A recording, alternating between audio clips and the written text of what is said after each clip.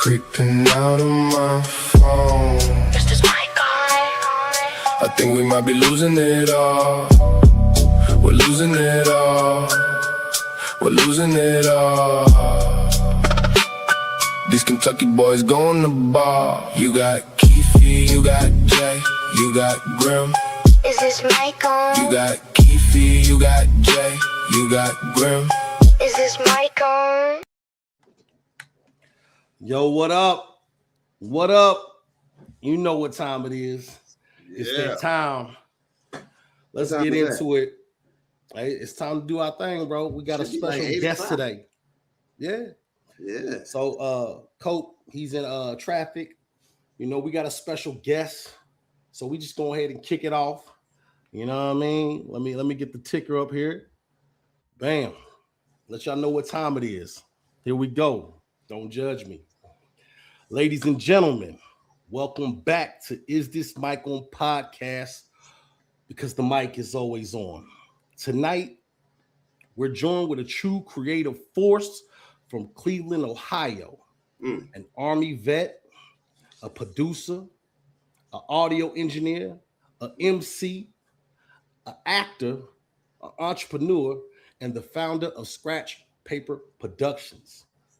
From producing major projects and working with legendary artists, creating support programs to help recording arts students, and expanding into film. He's continued to push the culture. And today, he released a brand new single, Down on You, now streaming on all platforms. We're talking music, we're talking movies, we're talking the confluence, the future of Cleveland, and everything in between. So without further ado, please give a warm Is This Mic On welcome to Eric Wilson. Hey, what's good? What's good, happening, y'all? bro? What's happening? What up, Mr. Wilson? Man, chilling, man. I'm out here in this beautiful weather in Cleveland today. I'm sitting on my porch, chilling. Hold on. Can we see that weather real quick? Because I'm kind of confused. It's dark as hell down here in GA, and you look like you got a whole bit of sun up there. What's going on? I'm in the hood. This the hood right here. This where everything you can imagine happens on a daily basis. Is that St. Clair? East 99? Right now, hold on. We live here in Cleveland, y'all. We straight from Cleveland. Pat, they be bleeding. We straight from Cleveland. Right now, Rick says, what's good, fam? Low, Riz, Keith, Jay, Grim, Coke, Hit King, Murder Mo. Shout out as we bring Eric Wilson back, man. Yeah, we're gonna bring old Eric back, y'all. We gonna get into this, man. We gonna get into the man, the myth, the legend. I might want to move to Cleveland. It's always sunny in Cleveland. I don't know if it's always sunny in Cleveland, man. That's not what I heard, man. I heard there be some dark days up in Cleveland, man. Yeah, you know? Downtown area is suspect. Yeah. Listen. Shout out to Cleveland, but that downtown area, they don't play around in Cleveland. Last time I checked, let me get the water ready. Listen, man, I made a quick U-turn back in that building. No, sir. I see Casino in the house. What up? He said, what's good, fam? He said, what's good? You know what I mean? He got them dirty angels in here. He nimble. Waiting for Eric to connect back.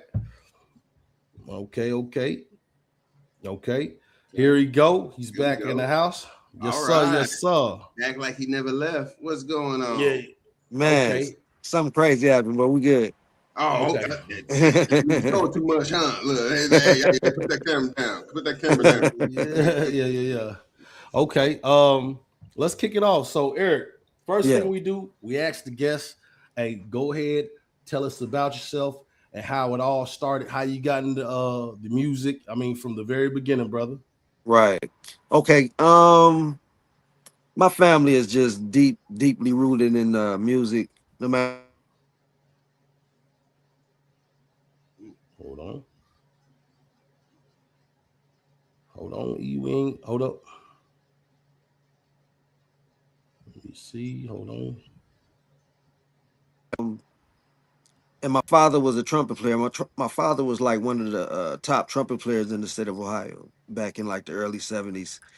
And the uncles that I'm talking about that was with Duke Ellington and all that, those were his like uncles, Duke my Ellington? grandmother's brothers. Hold on, you Okay. talking Yeah, about like when Duke Ellington got Ellington? sick, it would be like one of my uncles that fill in and conduct the orchestra. Really? Yeah. Yeah. Damn, you got Yeah. history like Stuff. that? Duke Yeah. Ellington, for those who don't know, he's like a famous, what was he like? He was Back a, in a the 20s, wasn't it? Like 20s, 30s. yeah. He He was was like like a real. jazz orchestra conductor. Yeah. Damn. Damn, that's Yeah. what's up. Damn, Jay, how you Yeah. know that, bro? I told you my auntie and them would give me them Black American history cards, and I would flash through and be like, man, who are these people? And just like And Duke I know Ellington. now. Duke Ellington was one. Yeah, Duke Ellington was one of them. He was a jazz professional jazz player. Damn. Yeah, Yeah, it's a lot of rich history on the musical side of my family on both sides. really. So it's in the blood. So I started doing music before I got into hip hop, way before hip hop. And so when hip hop came along, I naturally started rapping and doing my own music. So I've been rapping and doing beats for the exact same amount of time. Damn, that's so you got some ties. Now we kind of had some technical difficulties. What band did your father play with? My father was in the band called Extremities Prophets. That was like one of the top um bands on the chitlin circuit back in like the Okay, chilling Let's circuit. go. early Let's 70s. go. Yeah. Yep. That's what's Managed up. by Yeah. my great uncle Frank Cook. Yeah, because Ohio has a deep, rich root of music.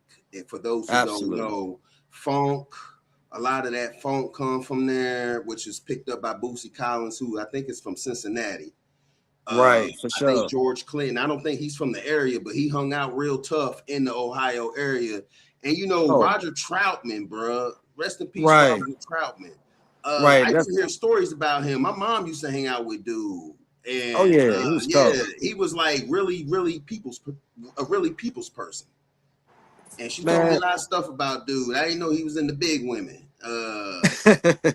Yeah, so yeah, Roger Troutman, man, shout out to him, which brought that T-Pain style, what they call it, auto tunes. With the auto tune Okay. and Yeah, back with the way Roger was doing it, he was using the keyboard with the tool.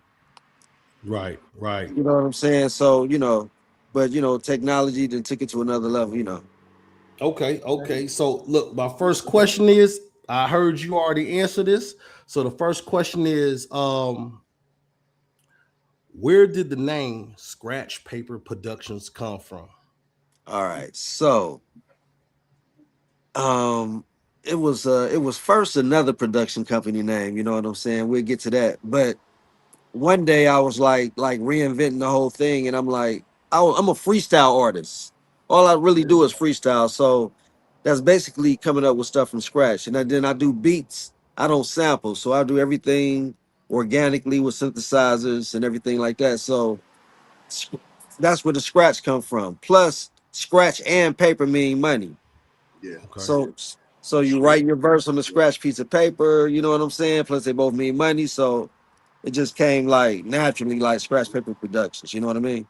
A double Okay. entendre, as they say. Yeah. Yeah. Jay, what's your question, man? Oh, I'm gonna go back to also the musical history in your city. Yeah. Now, I think Mr. Keith told me you had ties to Men at Large. Yes, yes. I remember Um, that group. I did not know they also was from Cleveland. So shout out to one of right. I, See, I man, don't know if they're both still living, but they was like under Levert. I didn't know Levert was from up there. I remember they came out so under Levert and them. so Men at Large was Dave Tolliver and Jason. And Dave Tolliver is my cousin. Okay. And Dave Tolliver is the nephew of Lynn Tolliver. Lynn Tolliver was one of the biggest radio personalities in the United States. He was the first America's bad boy. That was his nickname on black radio. So, and that's my cousin also, Ken Hawkins. So, I'm sorry, Lynn Tolliver. So Lynn Tolliver cousin. Dave Tyler's my cousin, and Lynn Tolliver got in the music game, in the radio game, because he was hired by my other cousin, Ken Hawkins Jr., who was the first black African American radio program director around here on WJMO 1490 in Cleveland. Now, So ain't that's the history of that. Yeah. one man at large related to Levert? Because I think that's The- how I remember hearing them coming out, like as being kin. right. No, they wasn't related to the Levert. They were under the Levert umbrella though. Okay. So it was Men at Large, Rude Boys, and other Yeah, groups. Rude Boy. Rude Boys is from up there Right. too. Yeah, Joe Little and all of them. Yeah, Damn, bingo. I didn't know that. They all the same family, man. And right now, Crazy. Mark Gordon, he's the only surviving member of Levert. Mark Gordon, Joe Little, and Dave Tolliver are on tour as the Levert Experience right now. Hey, that used to be my mom's group. Rope-a-dope style. Yeah, Rope-a-dope. yeah. She used to They bang the killing hell out it. of that little CD. They going around Crazy. killing that. Trust me. Hey, okay, man. Okay, that's what's okay, up, okay. man. So Shout out to them my boys. next question. You were in the military, right? Yes, Okay. yes. So one would expect, was you doing music before you hit the military, during the military, and of course, after the military? Absolutely. So I've been doing music all my life. So, but I got into hip hop in 1985. Oh, wow. So I started rapping and producing in 1985 as far as hip hop is concerned. So I joined the military in 1991. Thank you for your service. Thank you. Yes, So sir. when I went to the military, I was rapping and producing the whole time I was in there, winning battle competitions and all that. Okay. Okay. I know me and you had a conversation before this conversation. Yeah. You was talking about the military, and you said you didn't want to spend none of your checks. You ain't want to spend none of Right. your checks, so you had a battle to make Right. sure y'all ate and Right. to feed your people. Yeah. So Is that after serious? basic training, you got to go to AIT to learn your MOS, which is your job Yeah. in the military. So while I was in AIT, after we got our little freedom to go about the base and all that good stuff, I started going to this club called the NCO Club. Every Saturday they had a freestyle battle competition or a rap battle, and I won 11 weeks in a row. And that's how we paid for our hotel rooms, drinks, taking girls out, kicking it.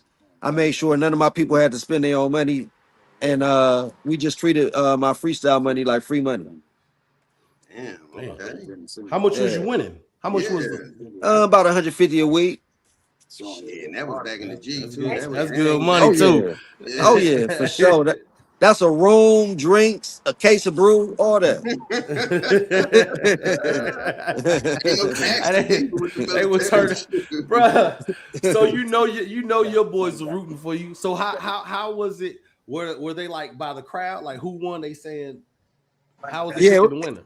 it was by the crowd. It was by the I had a crowd. whole bear Like they shot. would just go crazy. Then I had it. Look, crazy man. Look, this back in the day. So I had a dude that was on stage with me that used to be my beatboxer, and Okay, we used to wear the same outfit. that's dope. That's So dope.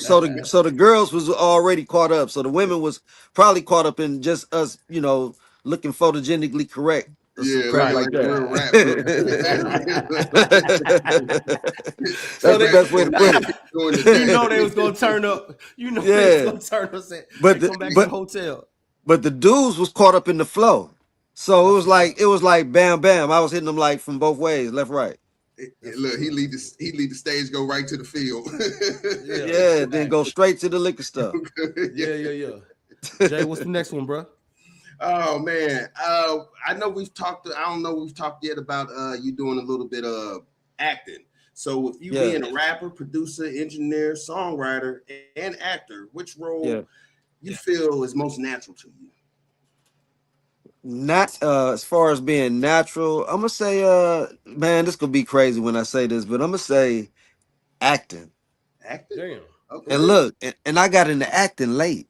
So to get into acting later, after college and all that good stuff, it's like I didn't take acting lessons, and a lot of people depend on me to get through their parts and to help them with their character. So I said, like, I just caught on to it, and I'm really feeling it. You know what I'm saying? Yeah. How Damn. many So movies you done so far? I ain't mean to Hold cut on, you let off. me, let me cut my phone off. Okay, I'm sorry. What'd you say? How many movies you done so far?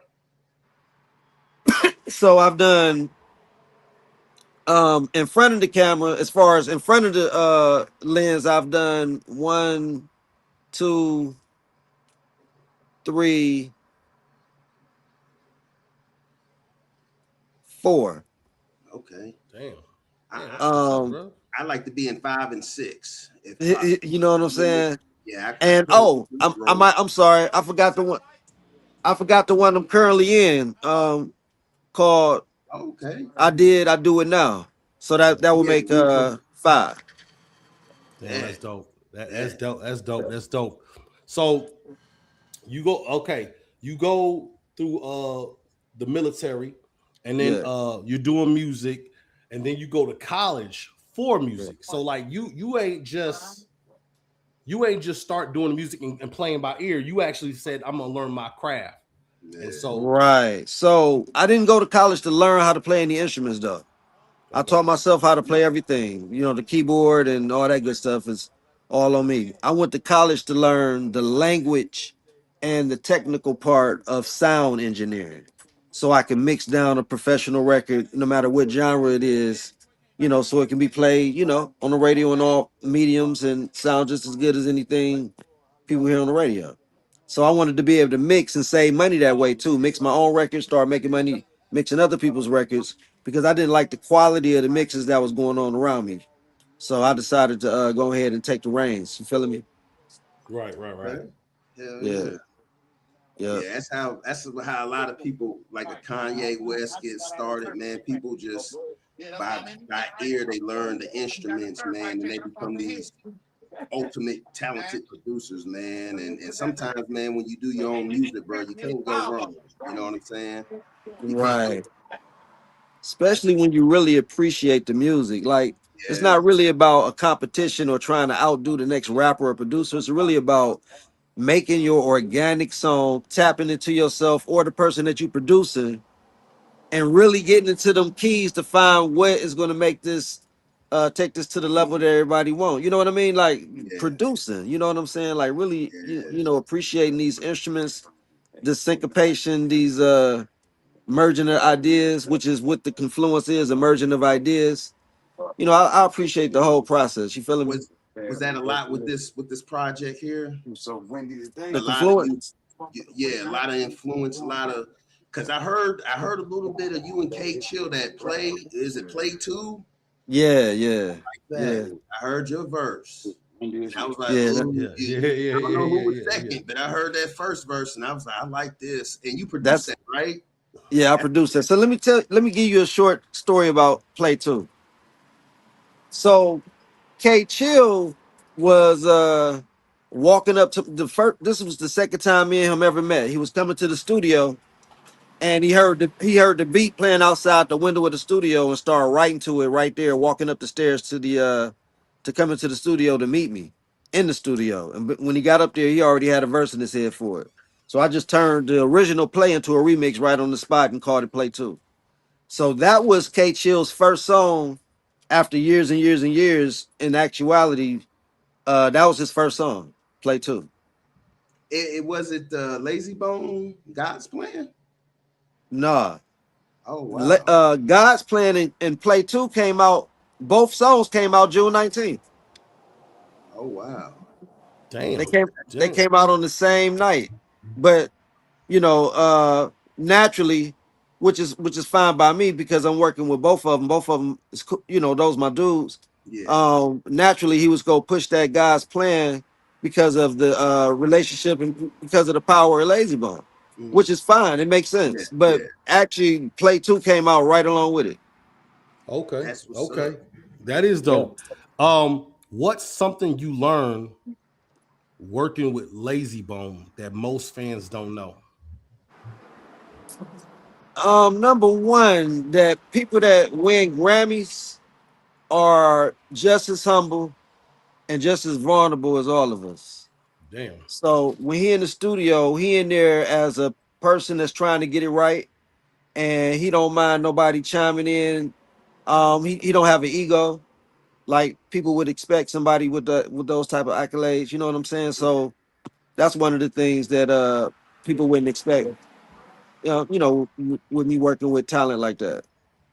That's dope. That's dope. That's dope. Damn. Yeah, Let me man. tell y'all, back in the day, man, when I used to produce them or engineer for them back in like the '90s, when Lazy Bone used to mess up, I used to work. My mentor was a guy in Cleveland, one of the legendary engineers and producers named Gerald E.Q. Robinson. Look him up. Everybody know who he is. He influenced a lot of people around Cleveland, Ohio, and beyond. And he was my mentor. So when Lazy Bone used to mess up, he used to make him drop down to do push-ups. Damn. So I took on that. So when I used to work at Buchanan Recording Complex, when Lazy Bone used to mess up, I used to make him do like 10 push-ups. So me and him been, had that type of cool relationship for a long time. Oh That's what's wow, up. That's what's up. I didn't know y'all Let, go back that far. yeah, Wow. let's Oh rewind. yeah. Let's rewind. I was signed. I was signed to them. There I we was go. with in the '90s. I was with them. You Let's you was go. you was signed to Bone Enterprise? I was and no, in the night Bone Enterprise was actually the name of their group Right, right, after right. the Band Aid Boys. Yeah, yeah. So So let's get so into that. The flesh and bone and all that. Yeah. yeah, We yeah. skipped over that. So right. So in the '90s, I was in a group called Bar None. We was like terrorizing the city on stage, you know what I'm saying, in all types, shapes, and forms and fashions, if you can imagine what Cleveland, Ohio was all about. You feeling me? So we was rocking shows, and all of a sudden, we ended up getting connected with G&T, which is Grant Norton Turner. And through DJ No Request, that's what he go by now, we ended up directly connected with Mo Thug and Bone. And uh and that's how I ended up producing and working with Mo Thug artists and all of that. Because we put out a project called From Cleveland to Cali, which is a very rare compilation album that a I lot of seen Bone that. fans be I looking seen for. that one. I That's produced on flesh, that. right? Oh, yeah, that's flesh. Well, that is Flesh, but it was put together by us, and then Really? of I course seen Flesh that. took on the business of the project, but we produced it. Okay. You know what I'm All saying? Me, right. other producers, and the rappers that I deal with, and the rappers that another half of the camp deal with at that time. We was all called 8910. We used to hang at this house with Bone and everybody at this house down in the hood called, and the address was called 8910. That's the where the grainy real. Can I cuss on this show? Hell Yeah, yeah. yeah. So that's where the grainy real shit was going down at, where the real, you know what I'm saying? So that's the connection with Bone. That's the connection with Flesh and Bone. So we ended up they ended up signing deals. You know, you had the Mo Thug, they had the family scriptures and all that type of stuff. Yeah, And then yeah, Flesh and yeah. Bone signed a deal with Def Jam. Yep. I remember that. And then in the meantime, Flesh and Bone had started a record label called Flesh and Bone Incorporated, FBI Records. Huh. And he signed Aftermath and Bar None. I was in Bar None. So Aftermath is already all over his first album, that World So Cruel with Reverend Run on it. And Okay. they mentioned us, and then he went to jail for what he went to jail for, and then everything kind of disbanded from there as far as that particular deal. But that's how I um forged my relationships with Bone. And Okay. and and it's been going on since like 1996, 97. That's dope. That's Yeah, dope. Damn, yeah. that is dope. Let's talk about a little bit of the history of Cleveland, because before we actually got on, Jay is enlightened, or he likes to be enlightened about MC was it MC Brain? Yeah, MC bro. Brains. I didn't know Yeah. yo was from Cleveland. It blew my mind. I'm like, hold on, they ain't talking about Oochie Coochie MC Brains, bro. They did back in the No, day. Can you now, break it down? Because he told me Brains didn't even sound like that. That wasn't dude's sound. yeah. So MC Brains, before he signed with Michael Bivins and that whole situation with Mhm. them, he was like a talking about a cold. I mean, he still is, but he was a cold MC, cold ass MC, bro. I mean, you know what I'm saying? Yeah, I street believe from it. the hood. That was his flow. And then when he signed with them, they kind of, in my opinion, they kind of, he got watered down with the Uchi Hell Coochie La yeah. La La. His image changed a lot. And but he still is the first rapper from Cleveland to go platinum. He's still the cold MC. And I think internally it's hard to bounce back from that career that he had that took over the world for that quick moment. And but yeah, MC Brains is from Cleveland. When I first heard MC Brains, I was in South Korea. The Was you? first the first album I bought in South Korea was MC Brains album, and I didn't even know he was from Cleveland yet. How'd Oh, you? that's So, dope. which y'all That's from two dope. different sides of towns or something? Are y'all Yeah, from yeah. both He from the south Cleveland? side of town. Yeah, he from like Harvard or that southeast side of Cleveland. I'm from like St. Clair, Euclid, Lakeshore, East Cleveland Okay. side of Cleveland. I grew up in Huff. I grew up in like one of the roughest neighborhoods in Cleveland. But yeah, some of us never some of us MCs never crossed paths. It's kind of crazy until That we is got older. crazy. Yeah. Cleveland big though, man. Cleveland's a Yo, huge Shout out let city. me let SG. me let me let me let me say a shout out to a Cleveland native right there. Much love, Oh, SG SG. from Cleveland. He's I from didn't know Cleveland that. too. He from Okay. Cleveland too. Yeah. That's why Shout he out always tap SG. in. He always tap in. You know what I'm saying? He always Yeah. representing for Cleveland. You know what I'm saying? Oh, man. Jay, you got another question? Yeah. I didn't know this about you. You built a relationship with artists like the Dungeon Family, other respectable names. How important has it been networking, compared to just pure talent? Networking accentuates your talent because you could be the best drummer in the world, but if you don't drum on something significant, nobody knows that you can drum.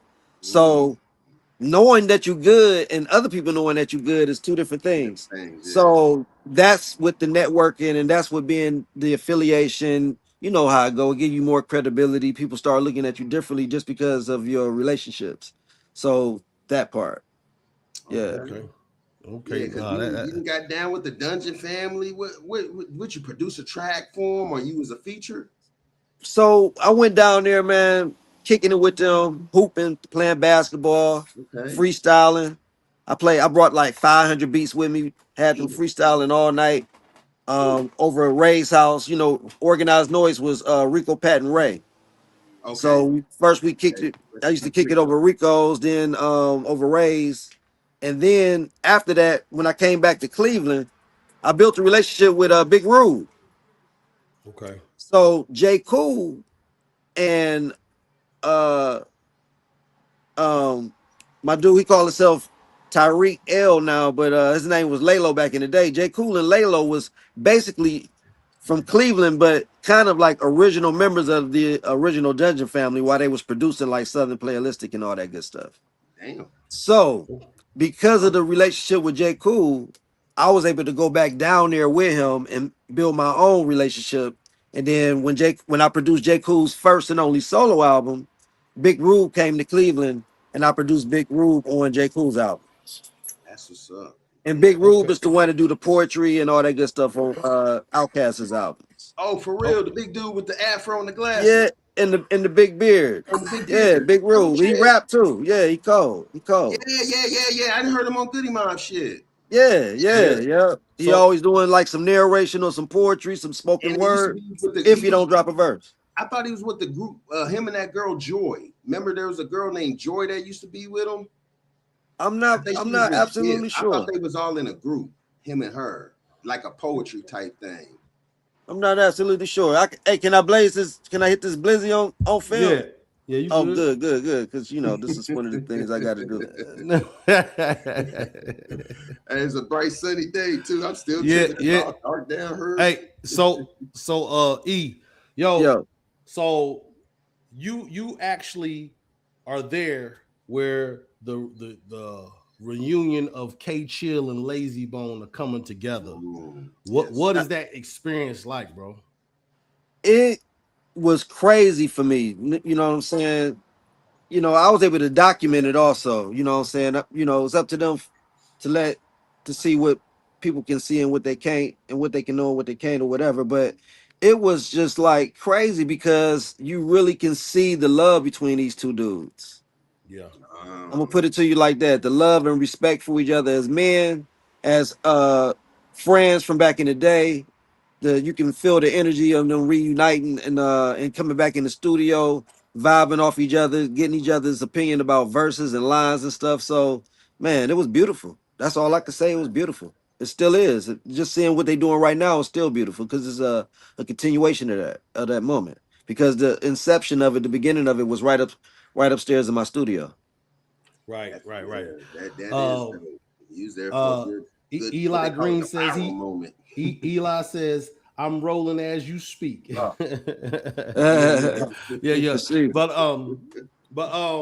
so yeah, I've noticed that too. When you see them at the Hollywood Walk of Fame, you kind of Yeah. see K Chill and you Yeah. see Lazy meet up, and you could actually tell. I'm not saying Lazy ain't happy in any other moment, but you can actually see he's just happy to have his homeboy with him, man. And Man, I think that's man, dope. yes, man. Everybody feeling that. Like the energy is obvious. You know, that chemistry is obvious, man. You can see, and you know, me being a producer and being a rapper so long, I could see the wheels turning in their minds about as far as music and concepts and lyrics and the future and you know what they gonna do as far as being you know, these collaborations and this album they working on that I'm helping produce. Let's So go. I'm excited about it because, you know, dog, it's hard. It's hard to even explain what I'm going to do. Right. You know, it's crazy. Right. So, like I told you before, we have a lot of people in the chat who rap, who do all these different things, man. And so the name of this interview is The Man You Might Need to Know, because a lot of times there's a lot of credit that MCs get. And it's not saying that they don't deserve the credit. But you got like right here, there's a brother, this dude is working 24/7. There really ain't enough hours in the day. Bro, what is your secret to doing everything that you doing? I mean, you rapping, you producing, you acting, you doing screenwriting, you songwriting. You know what I'm saying? You're doing a little bit of everything. How are you finding time to do all this and interview? Man, because you got to be proactive and you got to love it. Number one, you got to really love it. You can't be doing it for the money, the fame, the affiliations, the relationships, or anything. You got to like really love music and hip hop.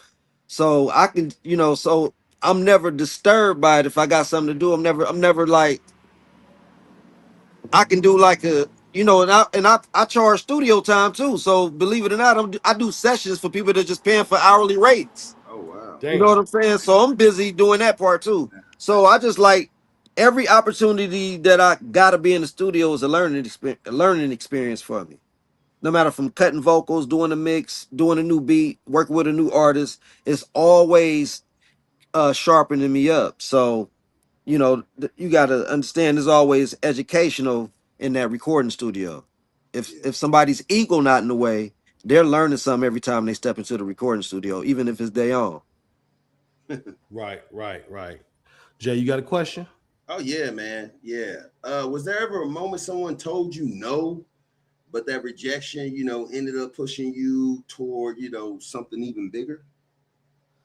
As far as in the music game, Yeah. I'm gonna be totally honest with you. I've never been told no. I've told, I'm being so honest. The reason why is because I've never reached out to try to produce somebody. Mm. I've never in my life said, "Hey man, can I do a track for you?" I've never said, "Hey man, my beats cost 350 for you. I'll sell it to you for 100." I've never been that type of dude. I've been that type of producer. I've always been the dude that produced myself, produced my circle, that attract people because they heard what I'm producing already. Mm, that's a good answer, bro.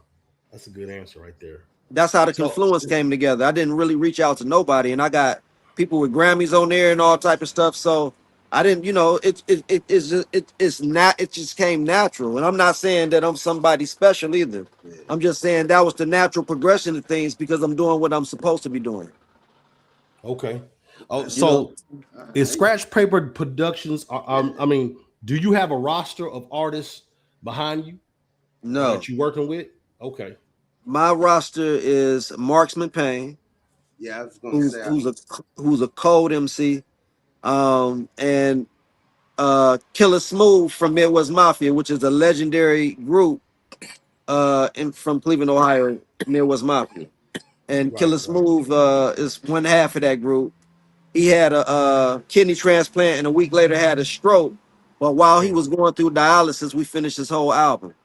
So he's debilitated right now and going through rehab, but I'm about to be releasing a single on him every month. Man, prayers to that brother. Prayers. Yeah. Hey, man, Yeah. man. Cause Yeah. like so with this whole movement y'all are doing, and you know, like I asked K Chill before, and K Chill says Cleveland did not plan this, but it seems like all of y'all are jumping out at the same time. You got Lazy Bone, you got K Chill, you know, Busy Bone coming out September, you dropping, Rock P4 dropping. You know what I'm saying? All of y'all are coming out, and none of y'all really. Reezy, Stony Simpkins, Let's go. LB Skinny. There's a lot of people in Cleveland that's been dropping projects lately that I've been noticing. And Vigatron, I forgot the name of the whole camp. Honesty Blade. It's a lot of guys out here that's been dropping some hot stuff. Okay. And so, ladies and gentlemen, when you listen to these songs, Play 2, Cleveland Lit, it's crazy. We do know producers can rap nowadays. We know that. But when you listen to this dude, Eric Wilson, bro, I'm telling you right now, a lot of times, I'm not going to diss nobody and say he's just the top one on track. But listen, he ain't lacking on lyrics, bro. No, like, he's not. You're going to have to come through. You're going to have to come through. You're not going to be like, hey, man, this is just the producer. Because, you know, sometimes producers, they kind of do too much. And so you got to fall off somewhere. Dog, not with Eric Wilson, bro. Listen to them tracks. Man, I appreciate that. I appreciate that, man. Yeah. Go listen to them tracks. I've been rapping a long time. I was gonna say, and he's living proof black does not crack, because I caught you, brother, was definitely way older than what they said. Way younger. Man, bro, he's got to show ID, bro. I don't believe that. You look way young. Yeah, I get away with a lot of shit. Yes. I bet you do, bro. You see that look like, dog. You know, beats and rhymes and all type of other shit. Look. There's a reason why we wearing hats, my brother. For real. Bro got a head full of hair and everything. You crazy. Hey, it's something in the water in Cleveland, boy. Hell yeah. You see Lazy Bone? That's what I said. What the fuck? All niggas and Bones still got their hair, man. My shit flew away at 25. I'm still mad about it. I don't give a damn. But all right, man. So where do you see Cleveland hip hop in 5 years, man? With everything that's going on? I think it's about to grow. I think it's an awareness popping. Some people quiet about it, some people speaking out about it, about finding ways to incentivize people to do the right things and participate in things that get them more exposure. So I see Johnny O doing some different things from Nerve DJ. I see a few other coalitions doing a few things to incentivize artists to, you know, get more involved. They know it's challenging out here. So I see the newer generation of Cleveland doing it a lot better than the guys in the last 15-year bracket. That, you know what I'm saying? So and the older guys is finally catching on, including Mo Thug artists. That's why everybody is seeing this energy right now. This energy is because of some type of awareness that's hitting people over the age of 40. Okay. Look, we got a question out of the chat. Towards the end of the interview, we usually let people pull up. and they'll ask you a question, man. But right now, Dirty Angels Casino asks, he says, does Eric keep in touch with any of the people from Cleveland to Cali besides Bone? Yes, I keep in touch with Big Game, 88. I was keeping in touch with Menace. A lot of people was going to jail and stuff and moving out of state. But I keep in touch with Rob Ray. Um, and of course I keep in touch with my own group, Bar None, who sprinkled around both of those projects from Cleveland to Cali and Day 2 Independence. Remember, it was two of them. I don't know if y'all know about Day 2 Independence. That was after from Cleveland to Cali. Yeah, So yeah, it was two yeah, from Cleveland Cali's I seen on the YouTube music list. yes, and so I'm on both of those. So yeah, I try to keep up with everybody that's still involved with music. Yeah. And shout out to all those people he just named on those projects, man. Hell yeah, man, that's what's up. And of course, Aftermath, y'all. Y'all know Aftermath is they call themselves True Math now, but they just signed with BTNH. They just signed with Bone Thugs and Harmony Records. Okay. Their stronghold over there is of course Flesh and Bone, and I'm producing them. I'm producing them also. They're about to drop some singles, and I'm working on that Flesh and Bone project too. So, and that's all from Cleveland to Cali artists. All those are from Cleveland to Cali artists. So we all still doing our thing. And that's good, man. Yeah. Consistency, man. That's always good, brothers. Yeah. Everybody getting back into the studio, man, putting out good music. And the music, like we said, we heard the music. We heard little snippets. We made heard some of them beats too. It's very good. Very Now good. let me tell you now, the beats on the Confluence album are I love it's my music, so of course I'm gonna love it. But I just want y'all to know that music is wrapped around the features. So the reason why all that music is so distinct from one another, and it's already 29 of them out, is because the features bring a different spirit. So the music ends up coming out distinct. The hook based on the feature, blah blah blah blah blah. So now, what I'm gonna let y'all know ahead of time, and then I'm gonna keep my mouth closed after that. Is I'm about to work on I'm about to put out a solo album, and it's going to be called Carlisle, which is my middle name, and people get to really hear what I do without any features. Okay, that's wwhat's up. That's what's up. Yeah. So check it out. So for if anybody wanted to inquire about beats, are you selling beats, features? How does somebody get in touch to work with Eric Wilson, man? Yes. You can actually go to my website, scratchpaperproductions.com. There's a tab or field in there where you can inquire about beats, studio time, packages, and things like that. Or you can just hit me up directly. You can email me at scratchpaper@gmail.com, chop it up with me, inbox me. You can DM me anywhere. I check all my DMs. And, on Instagram, I'm at Eric Wilson Beats with a Z, or at Eric Wilson Beats 2. Or Scratch Paper Productions. On X, it's Eric Wilson Beats. That's with a Z. And just hit me up. I'm going to follow through and see what's up with you. I'm gonna listen to your music and all that. If you want to critique, I'll give you that too. And if you want to work with me, we'll talk about that. Okay, that's what's up. Listen, Eric, But man, I don't have any beats that you can listen to. My beats are not out there to listen to instrumentals and all that. I don't do that. So you got to work with me. And I don't sell beats and then you get them and go off to the races with it and do what you want to do with the beat. It don't work that way either. So how does that work? How does that work? I got to produce you. Yeah. Let's go. So yeah, I don't just do beats. I produce. I'm in the studio working with you. I'm in there making sure the song come out right. So do they got to come to Cleveland, or can they send the stems? How does that work? They if they want me to come to them, they can pay for the flight, and I'll come down there with my regular fee plus room and board and transportation. But other than that, they come to Cleveland. Come, chop it up with me. We'll schedule a date. We'll schedule a couple of days, kick it, get to know each other, and make some hard shit. Okay. What about features? What about how would a feature work out? Like they say they want you on a feature. They want you on to drop a verse to a beat they got? I gotta listen to it. If I like it and I think it can have legs, then I'll jump on it. Okay. You know what I'm saying? I might not even charge nothing. Okay.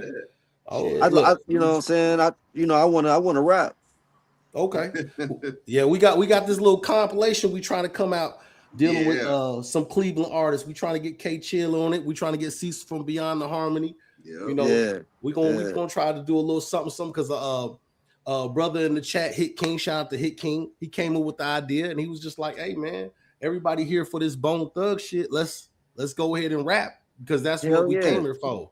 And I thought it was dope. You know, I don't even rap no more, but I was like, I do a little something just, you know what I'm saying, to add to, because I thought it was just a dope idea. And shout out to everybody in the chat. You know what I'm saying? Let's go, man. Who's all in the chat? Yeah. Who's all in the chat real quick? Eric screen with Black real quick. Eric, you still there? You know, I see Murder Mode. We got Rick. We got Grim. We got Debo, Casino, Riz. You know what I'm saying? SG, Eli, people. D Minor. Turn up. You know what I'm saying? Yeah. Coke. I don't know if Coke's in there. We waiting for Coke to pull up. What's good, Jay? What's good, man? I can barely see that, but I can make out that J-A-Y at the end of that sentence. He said, what up, Jay? We're gonna wait for Eric to come back, man. So we're gonna get to a part where we can pull up. Y'all can get y'all questions ready. Yeah, that's us. Hold up, Eric. Eric's look like he's trying to come back in. But yeah, y'all ready? Y'all get y'all questions ready because I want y'all to go ahead and participate, man. Especially y'all that rap. Y'all go ahead and tap in. Okay, we got Eric back. All right. Okay, there we go. What up? What up? Okay. And okay. About you freestyling, man. Okay. yeah. Can you talk about the point where you said you ain't never lost a freestyle until you were 38 years old? Right, man. It's crazy, ain't it? I can't believe it myself sometimes. Like it's stupid. But let me tell you, when I finally lost is when I got into spit boxing, which is ran by Suave Gotti. It's called spit boxing, freestyle exam, whatever you want to call it. This shit is a legendary freestyle competition where you got to rap, it's not premeditated. You don't know who your opponent is. The beat, you don't know what type of beat you about to rap over, and you got to rap off the top of your head. So that's the type of battles I'm used to winning. But I wasn't used to winning the ones in Cleveland yet. I didn't know what they liked. I didn't know the algorithm, if that's what you want to call it. So once I figured out what they was, getting excited about, I just started doing that, and then I started winning all the time. Because I could rap any type of old way. You know what I'm saying? Like the rapping part is easy. The challenging part is producing. Right. And then you got into like a little championship thing with beat battles too, correct? Yeah, I won the freestyle championship and the beat battle championship on the same night at the same event. Oh, wow. Damn. You know what I'm saying? In front of everybody that matters. So I did that. I knew I don't want to. Y'all making me say too much because Cleveland don't like you talking about yourself too much, man. I swear to God, man. Cleveland don't like that shit, bro. I can't tell you what I did. Right. But tell the truth. Tell the truth, man. Man, I beat the rappers and I beat the beat makers. Okay. So is this an event in Cleveland where they actually have you doing the beats? And rapping? What? Yeah. The beats and you don't know whose beat playing. Right. Yep. You don't know whose beats playing. The crowd just listening to beats and they picking the best beat. And then they go to the next round and they don't know whose beats they listening to. That's ugly. That's ugly. And you keep winning? Yeah. Yeah, He rigged it. He rigged it. He finaged That's it. ugly, dog.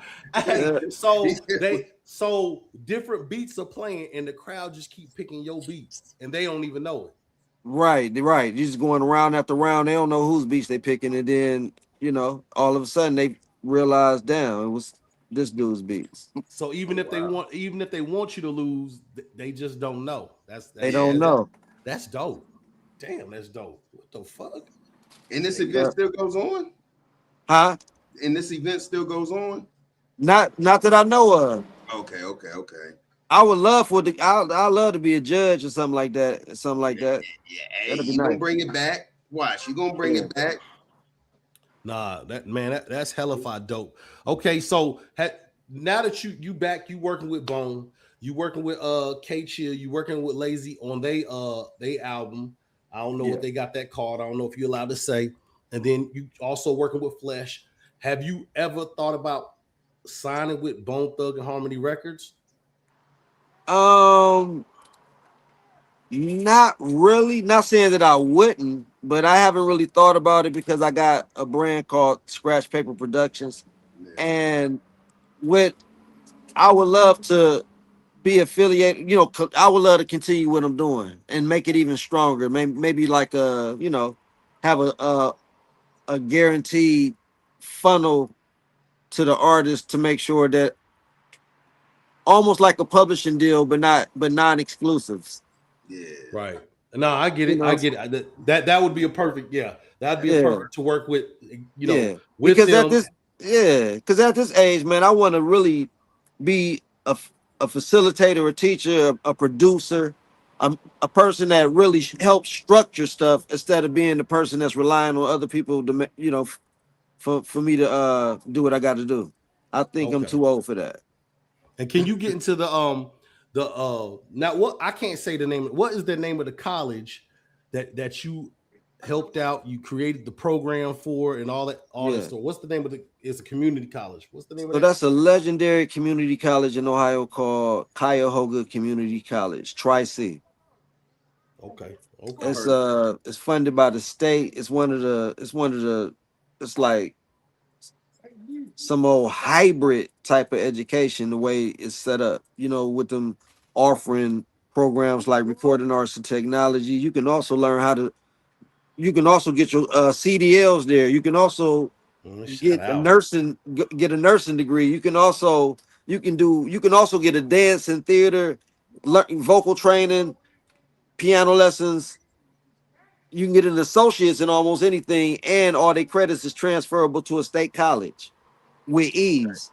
So it was an experience that I didn't expect until I got there and started, getting affiliated with the students and affiliated with the staff. And the next thing I know, they was coming to me asking me,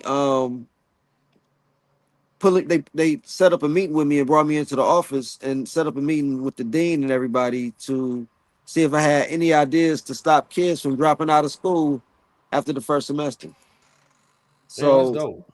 yeah, while I was still a student, I hadn't even graduated yet. So they must have seen something in me. I don't know. And so I came up with the concept of the Tri-C Hip Hop Homecoming, and we put it all together, and it's been going on since 2014. The first year, me and MC Chill hosted it. We co-hosted it together. The legendary MC Chill. I brought in Biz Markie. Well, we brought in Biz Markie and the legendary DJ Swamp, who won the DJ competition back in like 1992, I believe, the worldwide DJ competition. So I had them at the first Tri-C Hip Hop Homecoming. I brought in Twister. I brought in all type of legacy artists. And we had master classes in engineering and graffiti and breakdancing and everything that got to do with hip hop and everything that we can pull to make it educational for the students too. So and it's been going on for a while, even through COVID. We had it kind of like, what's it called when you're not really there? Oh, you had to go on live screen. Yeah, that type shit. Yeah. FaceTime. Zoom. Yeah. Yeah, and and then besides that, I was MCing and presenting and everything for the Tri-C Jazz Festival, bringing in legacy jazz artists like the Marsalis brothers and all the great jazz musicians. I was doing that.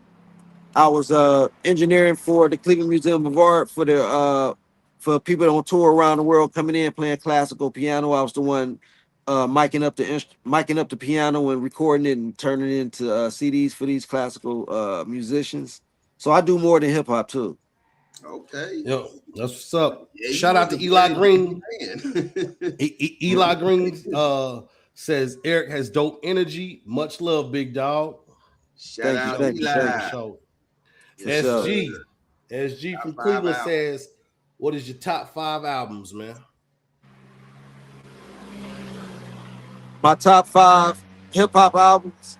Yeah. I'm gonna say number 1, man. The one that I listened to over and over and over again, man, coming up, man, was Eric B and Rakim, Okay. Paid in Full. Okay. Okay. Okay. Number 2. Number 2, I'm gonna say Redman's first album, what was called What the Album. Yep. I think that's probably gonna be number 2. Number 3 is probably gonna be LL Cool J, his first album. What was that? Radio. Okay. Um, Number 4, I'm gonna say it's gonna be number 4. I'm gonna have to go with my dude Special Ed.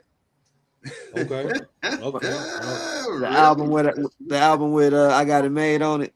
Yeah. Damn it. And then so number 5, right? Uh it's gonna be a tie between the albums that changed hip hop. It's gonna be Bone Thugs and Harmony, East 1999, Eternal, Uh-huh. and it's going to be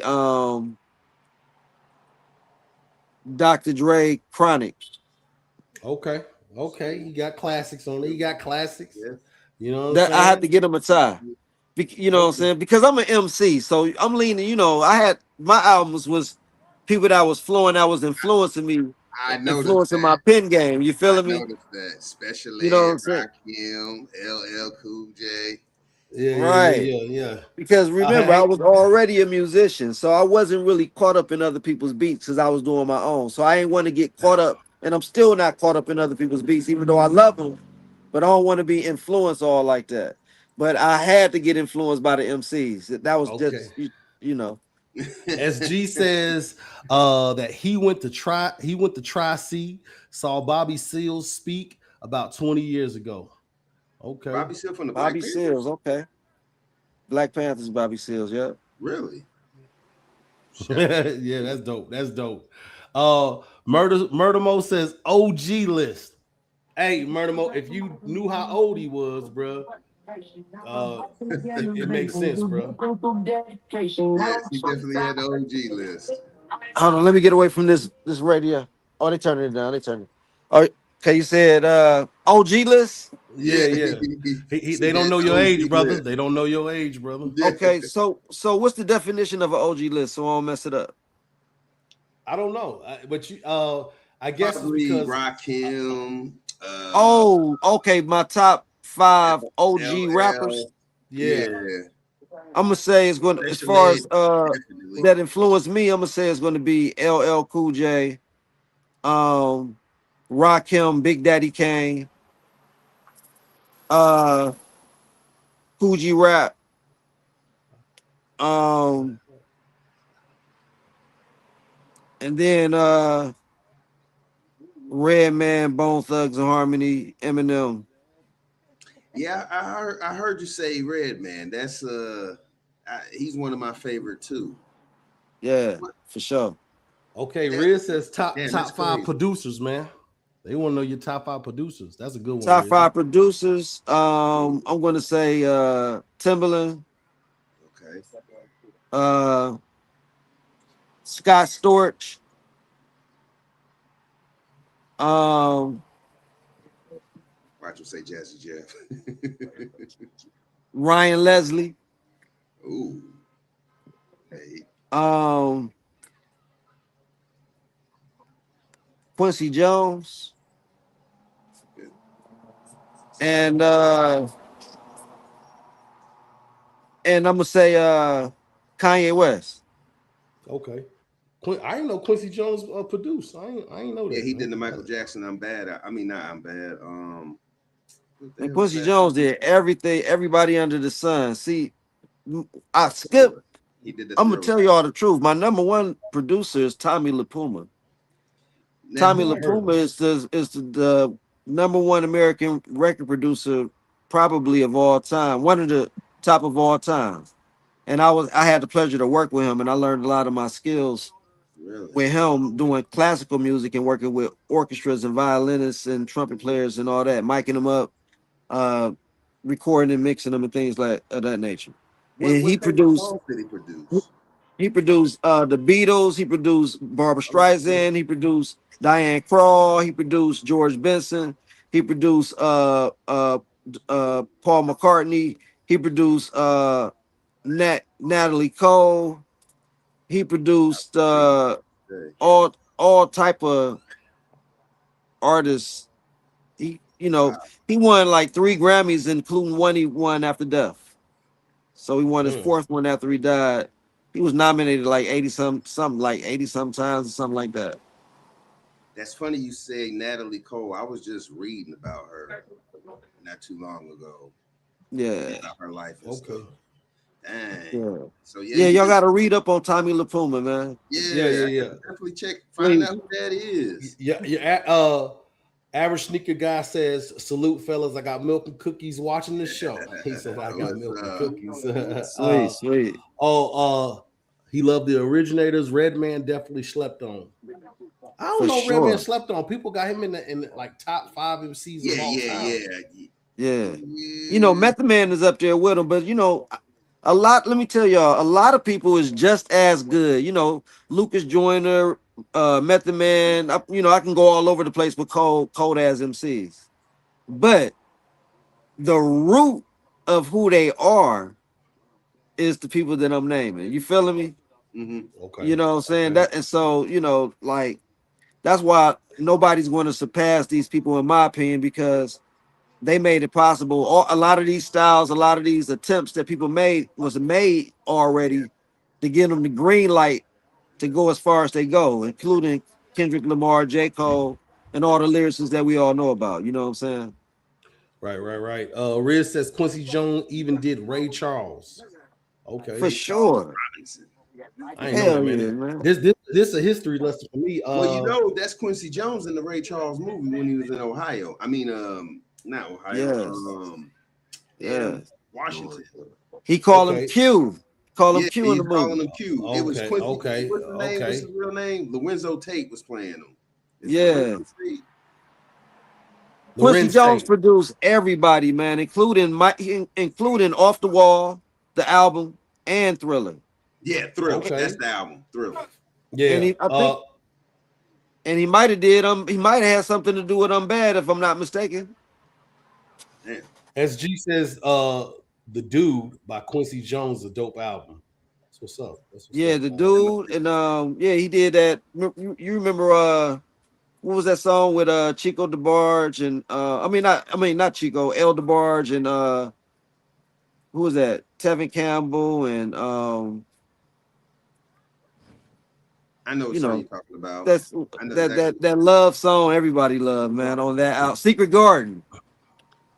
Secret Garden. Okay. Was that the name of the album? No, that was the name of the hit single. Secret Garden. James Okay. Ingram, Barry White, El DeBarge. Yeah, man, Quincy Jones is something else. Oh yeah, yeah. That one song. It was like men's with voices or something. Men. Is it not? It ain't that one. No, it ain't that one. Or It they was did like Quincy a Jones. choir thing. Quincy Jones has self-titled albums, but it was more like a compilation of a whole bunch of great artists, but he produced in every single song. So it was considered a Quincy Jones release, kind of like how DJ Khaled do it for hip hop. Oh, okay, okay, Okay. okay. Yeah, DJ Murder Mo says, what programs do you use to make beats? I use the MPC. I've been using MPCs since the 90s. But so right now I got an MPC 4000 and I got an MPC's Keys 37. But I got it hooked up to Reason 14 and Logic Pro. That's what's And up, man. Listen, I still got sound modules. I still got the Roland JV 5080. I still got the MoFat. I still got the Yamaha Motif rack. So I got places to go, but I mainly use Reason 14 and the MPC. SG says, great interview. We got to study the legends that came before us. That's facts. Yeah, y'all got a lot of talent coming out of Cleveland, bro. Hell yeah. And Coke says, and you got a lot of links yourself. yeah, Coke says y'all boys doing y'all thing. I'm just getting in. Pull up, bro. Pull up. We know you got What up? Yeah. Yeah, So man. that's dope. So what you doing all this, and you talking about the confluence, you talking about you're at 29 tracks, you're gonna get up to 35, and you're gonna be on all these songs. Okay, Yeah. What are you hoping to achieve with this? Are you we know you got Scratch Paper Productions, so you're probably not looking for a major. Are you looking just to build from an independent level? Kind of like what you see, I guess everybody's doing that now, especially coming out of Cleveland. Like I see Lazy pushing this lazybone99.com, and he's not really using no majors. You know what I'm saying? So what's the goal? My particular goal is to set an example about how important collaboration is. That's the number one goal. I'm more of a person that want to lead by example and try to stop the clickiness and divisiveness that takes away from the art. No matter what the art is, no matter if it's film, no matter if it's hip hop, no matter what it is, that particular attitude takes away from your product. So I decided and to lead by example by doing a solo album and incorporating 35 different artists. It feels like a compilation, but it's my solo album. And I force people, now every song is a collaboration based on each other's spirit, a merging of the spirits, which is the definition of the confluence. A confluence is two rivers merging together to form one. You understand what I'm saying? So when you got a whole bunch of artists coming together to form one album, one solo album, think about what I'm saying. A solo album, a whole bunch of different artists coming together to form Eric Wilson's solo album, not a compilation. So, how can 35 different artists contribute to somebody else's shit? That's dope. If I want to put it that way. That's fire. That's fire. For free. That's what's up, bro. That's a dope concept, bro. So on the cover art, are you going to somehow intertwine all that into the cover art? Absolutely. Right now, the cover art that came out last year was like a preliminary art cover when I had a preliminary record release party just to get people warmed up for what's about to come later on this year. The artist that's on the album, all their faces is on it, all over it. Okay. You know, like they standing in a big crowd with me standing in the middle of a whole bunch of artists, a whole bunch of faces. That's the actual faces of the artists on the, I'm looking in the wrong way of the camera, but the actual people on the album, you know what I'm saying? So I'm going to do something like that, but it's going to be more updated, a lot more, something that can be looked at forever. I want it to be classic. I want the artwork to be classic, just like the album is turning out to be a classic. So that's fire. That's fire. Yeah. Riz says, what do you think about Sono and the lawsuits they're getting hit with in regards to their AI? Their AI what is that? Integration tactics? Yeah. Right. Integral tactics? I do not use AI in any of my music at all. I play everything organically, every single instrument. So I don't have an opinion about it except that I hope that people don't start going to get music lessons. Right. Yeah, they think it's a holiday every day over here. I say this going down on St. Clair. God damn. Look. Can you see that? I just see That was flashing the lights. ambulance. I was gonna They say, yeah, it definitely, looked like the ambo going down the street. That was the yeah, they ambulance. was, I thought it Hope was. I somebody thought it was okay. fireworks. Nah, hell that no. was, I thought they was too. man, it's all, it could be anything, man. Look, the last time we thought it was fireworks, the dude got shot 6 times in the chest across the street from my house. He That's the last survived. time we thought it was fireworks. Damn. Did he survive? Um, he did. He That's did. what's Thank up. Six God. And times in then the chest. 2 days later, another in the same spot, a young dude got shot in the head in the same 2 days later. Man. And another, so 3 people got shot, one dude got shot in the head. I don't know if he passed away or not either. So Please be yeah, safe in Cleveland. yeah, Cleveland off the chain. Yo, when Bone goes to the Hollywood Rock and Roll, no, not the Hollywood, the Rock and Roll Hall of Fame, man, we coming up there, bro. We coming up there, man. They had Oh, a for ball sure. out there in LA, but trust me, we coming up there. I Oh don't care yeah, how man. dangerous it is. You can go hard in the paint in Cleveland for sure. You can party hard. There's a lot of places to have a good time at and have a safe good time too. Especially Right, with right. Bone winning that if they winning that Rock and Roll Hall of Fame award, shoot.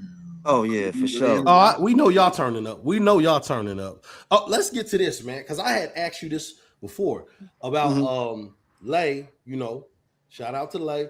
Uh, How he's coming to your spot to record.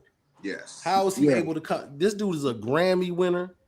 This yeah, dude is a multi-millionaire yeah, entrepreneur, and he's in your house yeah. laying down vocals, and you say you know it's kind of in the hood. You know what I'm saying? Yeah. Oh, How for is sure. how is Lay able to move like that? You know what I'm saying? Man, I can't tell his secrets, but I could tell.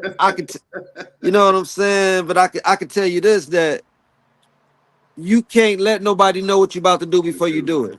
Yeah. Okay, okay, okay, okay, okay. Yeah, And you make the proper phone calls to get where you gotta get when you gotta get there, and then now nobody know you're there. Now you can relax, let your hair down, and have a good time, record or whatever you about to do. You know Yeah. what I'm okay, saying? And then you slide up out of there because nobody knew you was there in the first place. First place. Yeah. okay. Big You're right, facts. right. So that's how I you ain't gonna, do that. cause I was like seeing him, and it's like he up in Cleveland. It's like, hey man, be safe, because you know how it is when you done Yeah. made it. You done made it. There's always somebody that want to make a name for themselves. So I was Oh yeah. always nervous, like, bruh, you know, Right. because it's always your hometown. You know what I'm saying? So Right. that's good to know that Mm-hmm. You gotta he's, be he's so low key, man. You know what I'm saying? Like, that's how you gotta move, At least that's how he has to move. I'm Yeah. not quite at that place yet, but let me take that back. I'm about there. I was just involved in a serious situation in April. Um, okay. so all of us is in that situation. So sometimes we have, believe it or not, y'all. Sometimes we have people watching us for our protection, and we don't even know what's happening. Damn, Okay. that's deep. That's deep. Yeah, Um, that's deep, man. Another a lot of question people is need to know that shit too. Like y'all, be plotting and shit. Y'all don't know what's going on. It's crazy. right, right, Don't get right, caught up in something. We Yeah. don't even know. right, We don't even know who watching this, and you fucking around. right, right. Yeah. So the question is, what does Cleveland have that no other city can duplicate musically? Musically, man, it's this particular type of funk that resonates from groups like um the Daz Band and the OJs. You know what I mean? Like it's this soul that's unmistakable that everybody heard through Levert and Yep. everybody here through the Rude Boys and Dave Tolliver and then Avant and all of that. You know what I mean? And then they heard it on the rap side. Just think about it. Soon as somebody blew up from Cleveland as a group, they sing it. So Cleveland is a soulful, melodic place that Yeah. spawned a lot of this music going on in the United States. And now people hearing it through Bone and MGK and Kid Cudi and all the other rappers coming out of Starry, here. Johnny Yeah. Cash. Right. and Ray Cash, and this is one of the reasons why I don't sample. The reason why I don't sample because Cleveland still got organic and original stuff to offer to influence the hip hop community to this day. And I don't want it. Why would we sampling it and everybody copying us in the first place? To a certain extent, you know what I mean. Yeah. When Right, it comes right. to our you know, the groups they sample is like Daz Band, Ohio Players. Oh yeah, hell yeah. You know Ohio what I'm saying, players. man? And don't forget the funk. Boosie Collins is them. They Yeah, from Bucci and all of them, down man. that You know way what I'm too. saying? Yeah, so we got to continue to make our original music, and that's why I'm collaborating with Mike Calhoun of the Daz Band on the Confluence. That's MC dope. Chill gonna be on the Confluence. Dave Tolliver gonna be on the Confluence. Cool TLC, the comedian, gonna be on the Confluence. So I still got the songs that's missing. The last 6 songs that y'all haven't heard, just been sitting because they legacy are the songs. Any females Okay. on your album? Yes, I do have females on my album. I have a song called "Handle Me Too," um, featuring Tanisha Salary. I have another song called "Traveling Lover" on there. Traveling Lover featuring Tanisha Salary. I have a song called "Special" featuring Fleetwood Fly Tie and a female artist named Bay. I have a song called "Phoenix" featuring an artist named Consistent and a female artist named Britt Brat Baby. And That's hard. so I do got some songs for the females, and the song that dropped today, "Down on You," is talking about exactly what the title implies. You know what I'm Okay. saying?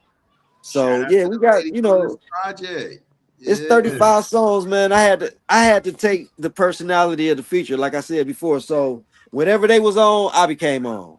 And I felt Right. everybody's content. I felt everybody's what everybody brought to the table, I felt it too. So those songs are organically the truth. You know what I'm Okay. saying? Including So a check, me and Marksman Payne, which is my artist with scratch paper. Y'all got to check that out.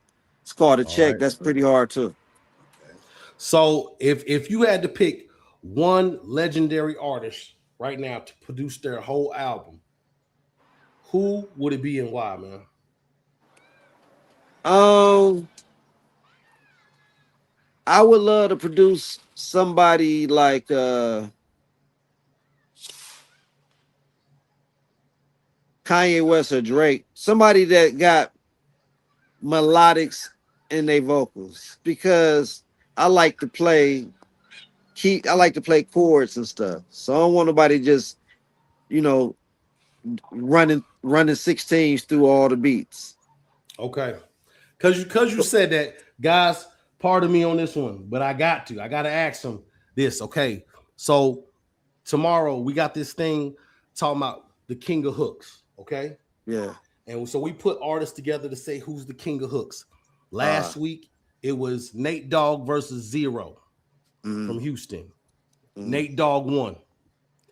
Tomorrow it's going to be Crazy Bone versus T-Pain. The only reason why we had to pick T-Pain, because if you picked a rapper like Tech Nine, Crazy Bone will crush him. So you got to pick somebody that's, even though that's not apples to apples, right? We Yeah. had to do that.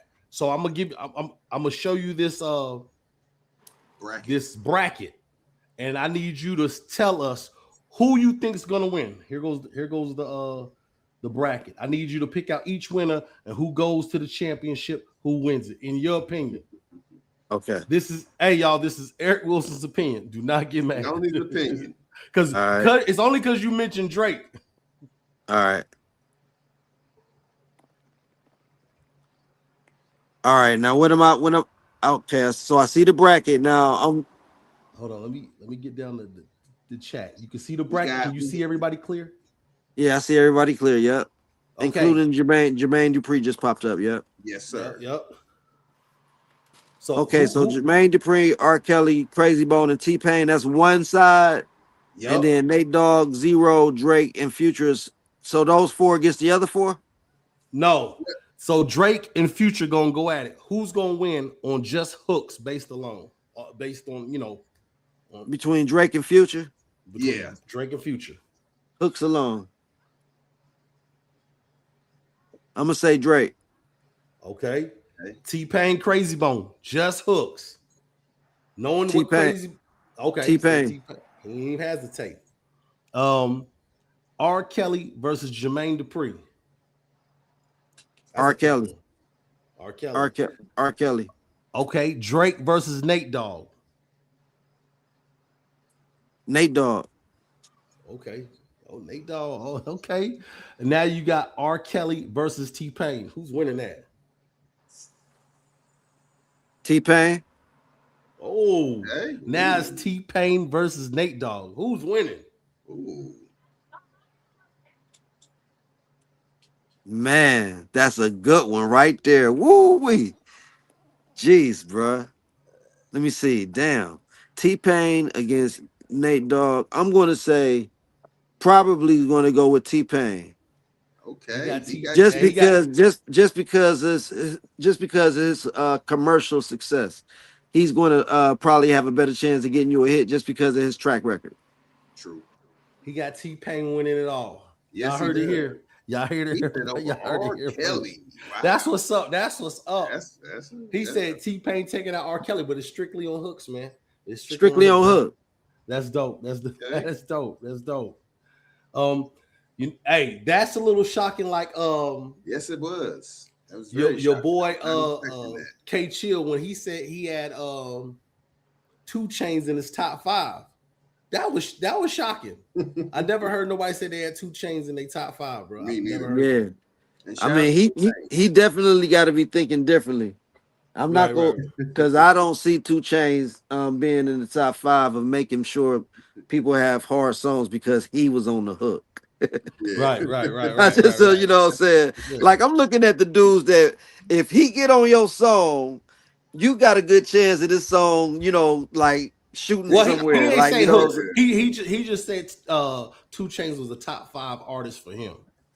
a top 5 artist. Yeah, he was just speaking on that. That's why I said T-Pain taking the whole thing over R. Kelly. That's a tough one. And I know people don't like R. Kelly right now, but we can't lie about not only the success he had, man's a musical genius. Yeah, he's a musical genius, but as far as hooks, his own hooks are hard, but he usually is a collaborator on your song.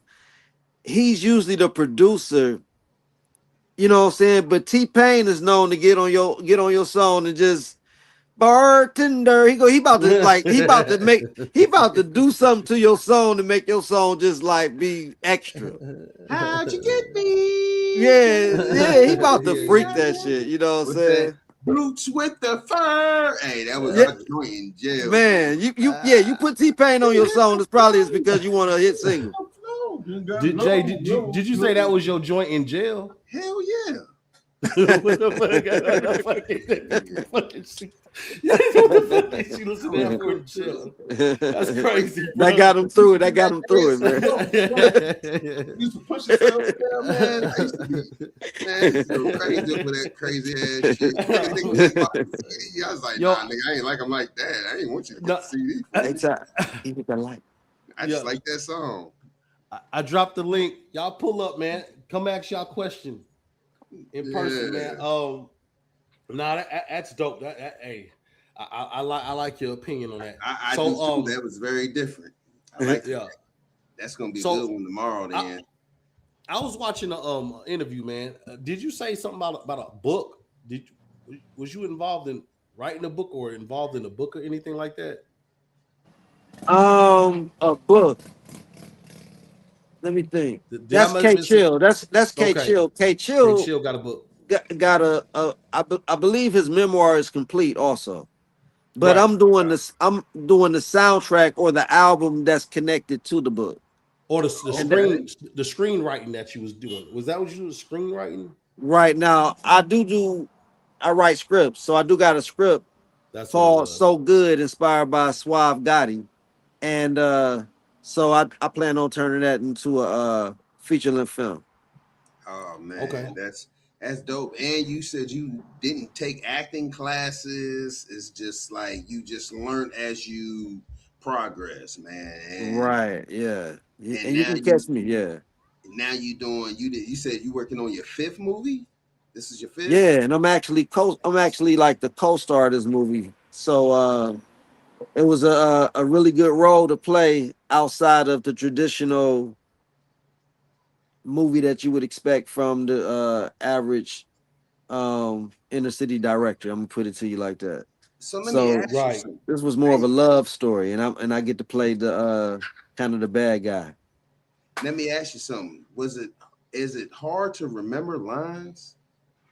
Like rap No, lines? no, you know what? If you really understand the story, then the lines stick with you because they make sense when it's time for your part. If you understand the script.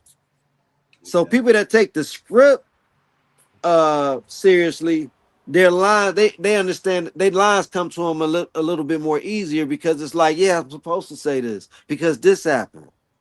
So Right. you understand what I'm trying to say? Yeah, yeah, So yeah, Yeah. so the yeah. lines end up sticking better because you end up really in character, In understanding character, what's yeah. going on in the movie. Like So they used you, to say about Tupac. He was too lit. Like how they used to say how he was the bishop role. And then when you see him yeah, play the role on TV, you like, damn, bro, he really played yeah, that character. You know what I'm saying? You and don't know that's if what it's I real or fake. that's what I try to do on the set. You know what I'm saying? I try to like really take that character to another level because a lot of these directors don't give you the personality of the character. That's what I was gonna Okay. ask. So you understand the scripts then. Absolutely. So I end up coming up with the character, coming up with his demeanor, coming up with this dude's personality, coming up how he's treating people, how he's talking to people, what his body language is, Yeah. facial expressions, everything that only invokes this character. And you should never see it again. If you see Okay. it again, that means I'm not really doing a good job acting. Okay. That's Okay. crazy you say that, man, because I I remember in school, you had classes for that type of stuff. And I really just thought it was just like I used to think acting was like it wasn't really nothing. You know what I'm Mhm. saying? Yeah, It can come like for you, it seems like it comes normal. It comes yeah, natural. yeah, You didn't have to go to class to learn how to drop on cue, cry on cue. You already know what you want to do before you even do it. And that's what's dope, man. That yeah, takes a lot of talent, bro. That really does. yeah. Because And, it ain't just Okay. like music. Music's and to different. be right, to be charismatic when you're supposed to be charismatic, it's a Yeah, yeah, lot of fine things in a human being's personality and character that you got to find a way to bring distinctly to the whoever you plan in a particular production. So I love that. That's part of the challenge of being on the planet, man. I mean, what else is there to do on the planet after you done making babies? true. So think about Right. that. Right. We Right. gotta, we gotta, we gotta, we You gotta, we done gotta making babies. challenge ourselves, man. We gotta do something. You So know. on shout out to the BTV Weekly. So I seen some clips with you on that, and you said a comment about slavery. Do you remember that comment? I'm gonna let you say it if you remember it. They said, I think I do remember that comment because a lot of people have been bringing that comment up. So I believe you said if you're not, I believe I said if you're not following your dreams or you're not doing your dreams, you're basically a slave, or it's basically slavery. "Yes, sir. Yes, sir." That's a powerful statement, man. Yeah, That's a because powerful statement. when you got that opportunity to yourself to be yourself, what are you doing with it? Right. So once you get hit with responsibilities, you got to finagle your way to really tap into what that fire really originally was. So you gotta take advantage of that, and that's a lot of people don't take advantage of that because they're not passed down to them to know that they can. Right. It's Right. like, it's in our like tradition to just figure it out yourself. But Yeah. if your parent or aunt or uncle or somebody see that you doing something like extraordinary, somebody should hone in on that. Right. True. Right. So True. so this is the thing. This is the crazy thing about Bone and just Cleveland in general. because Yeah. Cleveland is not one of the major cities for hip hop. Like today's major cities is what, like New York, LA, Atlanta, Yeah. places like that. But Yeah. what Bone was able to do was they did what Nelly did, but they did it before Nelly. You know, they was able to break the mold and break into an industry, not from a certain area, but LA actually adopt them. Okay, Yeah. so Yes. with you coming, you and y'all in Bone in the same area, you're coming out and you see nothing but a plethora and riches of talent coming out of Cleveland. Yeah. Um, where do y'all go from here? Like, what happens next? You drop the Confluence. What happens next? You see what I'm saying? Because I you got all think, these guys coming out with you. man, in my opinion, well, what I plan on doing next is I want to do a stage play. Okay. So I want to turn, you the first I'm telling this on airs that I want to turn the Confluence into a show. I want to turn it into something that's a tangible ticket to buy. I don't want a show where people just come in and seeing a whole bunch of acts performing one after the other. Oh, that's so and so, and then people leave after they see who they came to see, and then it just empty out at the end. That mean it wasn't a show. That mean it was just a whole bunch of people performing. But if you put it together like a show, people will not leave because they're riveted or they want to know how the show ends. Right. So Right. my ultimate goal is to put together not a stage play, not a musical, but something in between that, some hybrid between a traditional rap concert and a stage musical play. But Okay. not quite like Lincoln Heights or whatever that is. That those big old rap. I forgot what it Right. was called. Hamilton and all that. Right. Right. Not, Right. Okay. not Okay. nothing close to that. I'm talking about more traditional hip hop stage performances bridged together. The songs bridged through theater Okay. Okay. to So tell a story at the end and tell a whole story that the audience can appreciate and clap at the end because they realize what the whole story is about. That type thing. okay, if somebody was on trying to be on the trajectory that you're on in their Uh, area, what yeah. what is the, like? Let's say you got somebody who produces, they rap, they do something similar to what you do. What advice would you give them in their city to be, kind of make a movement which you're doing right now? Like, what is the first thing you do, man? Like, people might know I rap, they might know I make beats, but what do I do to say I'm trying to start a movement, kind of like you're doing right now? What I first had to do was uh besides producing all the people I was producing in the late 90s that are kind of like legacy, that are the actual legacy artists of Cleveland, the pioneers of Cleveland. When I had to come back and make it be known who I was in the underground, because they didn't care who I was. I'm not on credits and all like that. You know how it is. So I had to battle rap. Okay. So what you got to do is almost showcase yourself in a respectful way to make people appreciate your talent and then look at you as a go-to if you that good. You know Okay. what I'm saying? And then you start getting this mutual respect and people start realizing, oh, they start want to know more about you because you I don't know, it's like this intellectual thing, man. I hate to talk about it, but I got a very, very high IQ and a different type of brain. I got a Right. Right. I got a quad brain. A quad brain is a brain that thinks evenly with all four sectors of the brain. So, and there's only one out of every 3 million people that got this type of brain. And then I got a 137 IQ. So when you put those two things together, along with this artistic thing that goes along with it, it's hard for me to answer your questions. Right. Right. Right. Right. Now that's tough. You know what I'm Shout saying? shout out to Rock P4 in the building. Shout out. What up, Rock P? I Yeah. want to Yeah. answer Yeah. them though. No. No. No. Not. No. It's that's dope. That's dope. But you understand where I'm coming from? It's I do something understand. deeper than what I'm trying to say. I do understand what you're saying. It's basically making yourself available, if you're good enough, people, it sounds like people will gravitate to you, but you have to be good enough and you have to make yourself available.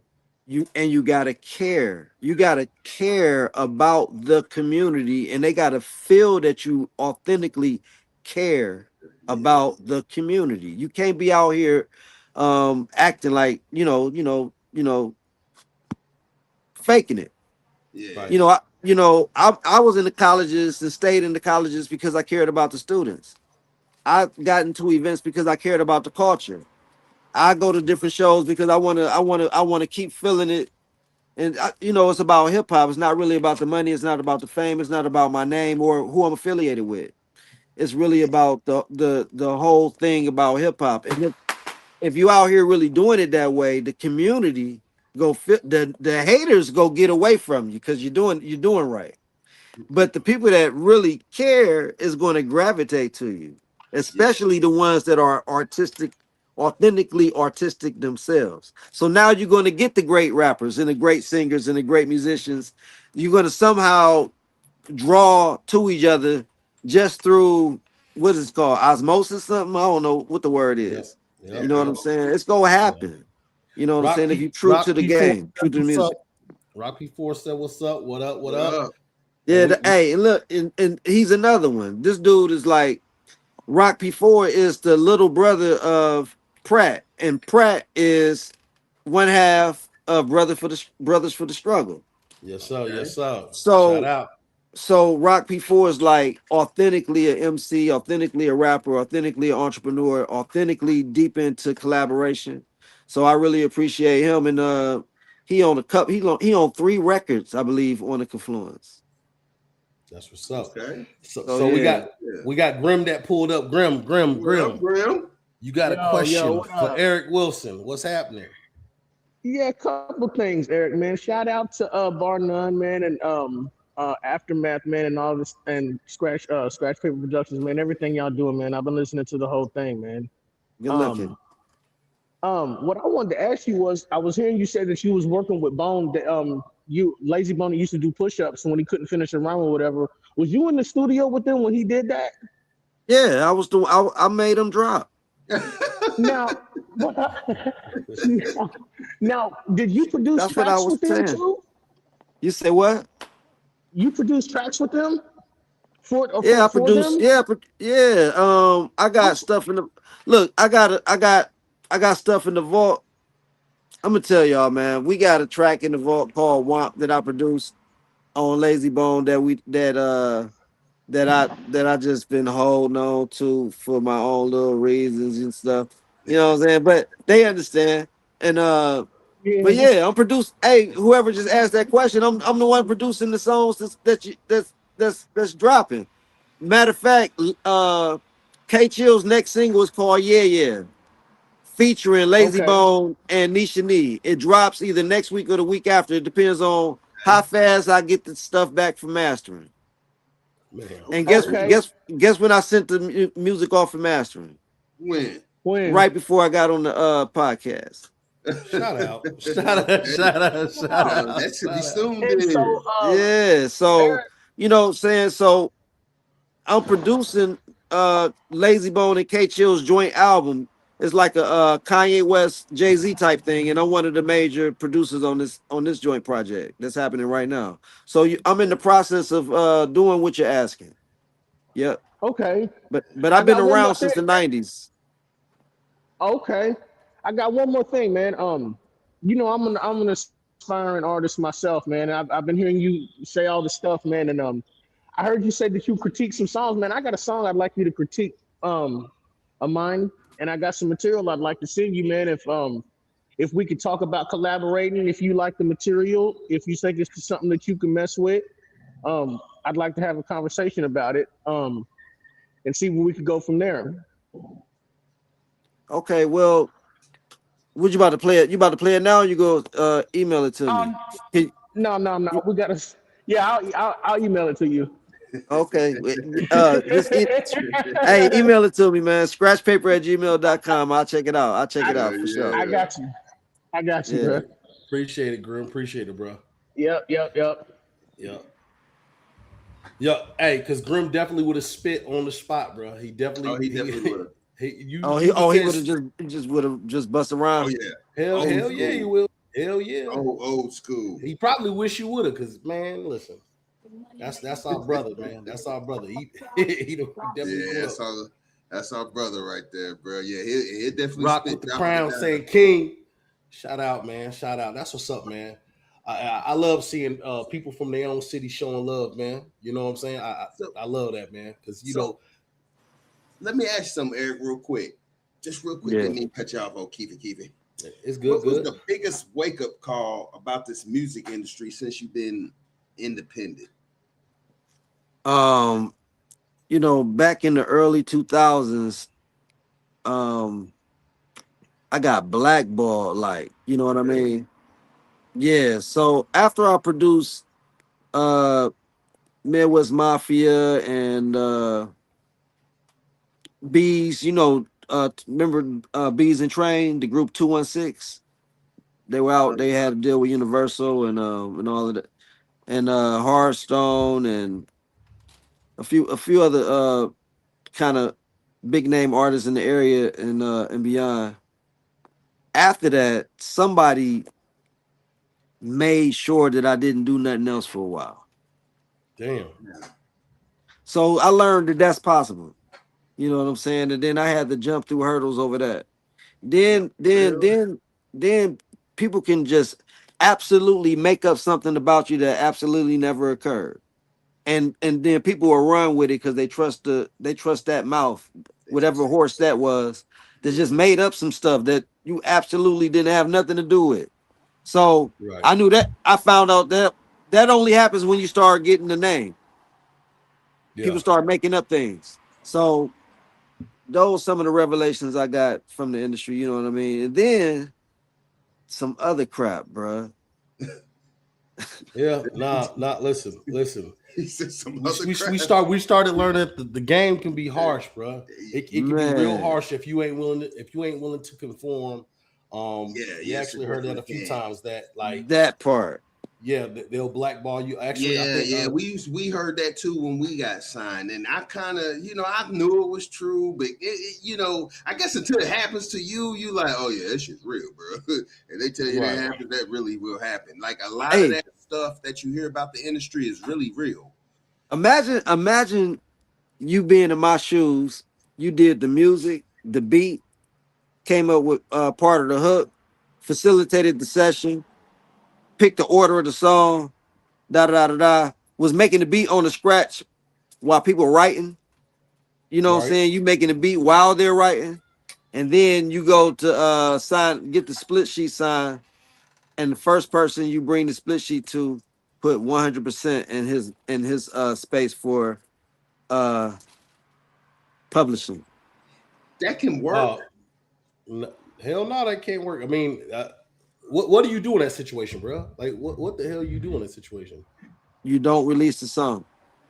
Okay, okay, Oh, okay. That's real shit. That's real. Because hey, that has to be a rude awakening. Like, you about to take all the credit? Oh hell no, damn. hell So no. so imagine the people that do that with muscle behind them though. Oh, okay. Oh damn, oh damn. Yeah, that is ugly. We That's know an who you ugly Suge Knight situation. niggas is. We know who you Suge Knight niggas is. So yeah, it's the game. You got to really understand the game. You gotta know what the lawyers know. Right. Damn, Uh, this is a question, real quick. real shit right What's there. what's more important to you, Damn, platinum records or changing lives? Changing lives. For sure, for sure, for sure. damn. You know what I'm Uh, saying? Yeah, for sure. what lesson do you hope young producers learn from you in your journey? To always believe in themselves.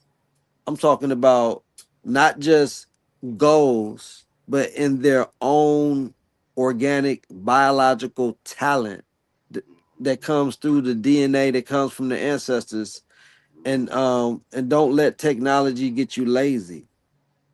You know what Okay, I'm saying? You know, Yeah, like you really man. got to do you. You really got to tap into the earth, the planet, nature, yourself, and before the music, and then the music. If music is what it is that you want to do, you gonna be way better at it than the cats that's not really tapped into nature. Because look, let me tell y'all, the music is nothing but harmonics. Right. And when I'm talking about non-distorted harmonics, natural harmonics. That's why it's a do, re, mi, fa, sol, la, ti, do, and all that good stuff in between. The frequencies and all of that. That's why babies cry when they're only 2-3 months old when they hear a bad note. Damn. That's why Rockabye Baby and all that make babies smile and fall asleep. Because we're already programmed from birth to hear these harmonics. When something is off key, that's when we get scared in the movie. When something is off key, even children know Ah, something. Even children know something about to happen because they playing notes off key on purpose to let you know something wrong about to happen in the movie. or the saxophone, the But saxophone from yeah, Boys in the Hood. but it's gonna be sad saxophone. It's gonna be Yeah. long notes. Like you To said, let you know off there's something about keys, something. Yup. off So keys in the the scary movies. Yeah. right. So the worse the key, the scarier or the more suspenseful what's about to happen. That's why it go, huh, Yeah. ain't no Yeah. notes in there. It's just a Yeah. hit. It ain't nothing beautiful about it.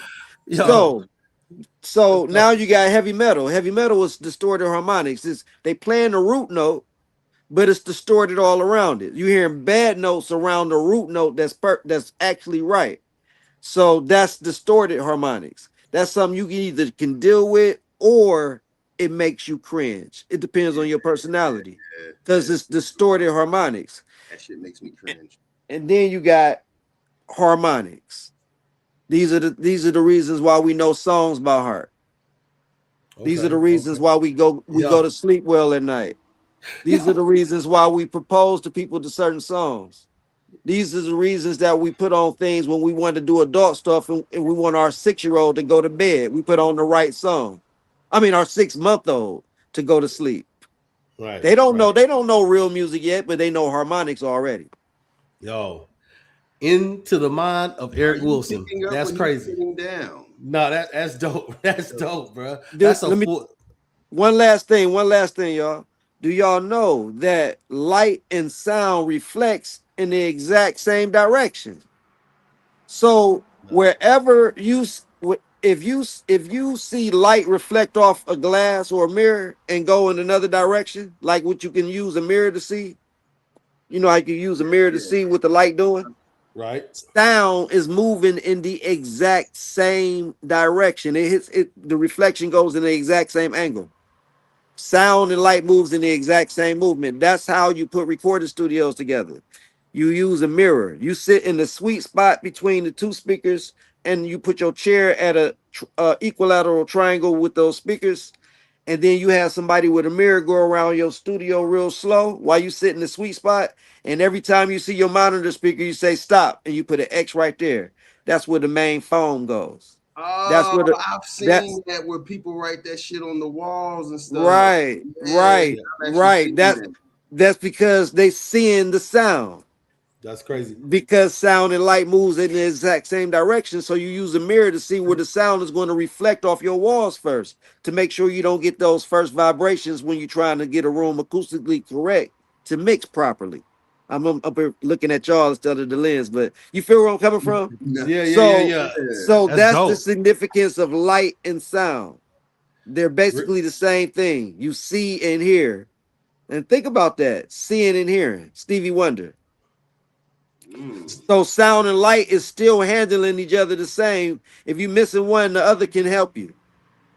Yeah. Yeah. Yeah. Yeah. Riz said he learned that in The the art art institution, institution, light and light sound. sound. Wow, Hey, that's Absolutely. dope. I didn't know Yo, that. yo, that's dope. So another question, quick question. Yes. If you had to pick one, Yeah. Michael Jackson or Prince? I knew that was coming. Yeah. So Yeah. look, I'm going to say, uh, is it in general or specific things? In general. In If you just had to general, pick, if you just had to pick one. Michael Jackson. Okay, he picked Michael. I thought you was gonna pick Prince, bro. Let me. I thought he was too, because Prince is they say is is a man's music man. Man, Prince was a instrumentalist, genius, can play anything. One of the coldest in the world on the guitar, mesmerizing us on stage. Had timeless music, timeless songs. Knew how to play all genres. Can jump on stage with anybody doing any music and turn that song into something else. So I understand Prince was that impactful. The reason why I say Michael is because his impact Yes. was just totally different. A lot of people was talented and coded what they do, but they don't have that impact. And Michael is one of the artists of all time that can really make men and women faint. Yes. That's what's up. That's what's up. That's what's up. Can't be mad at that. All right, man. Hey, You already he know ain't it. lying. You know after Michael and Prince come Biggie and Pop. Ooh. You see what I'm talking about?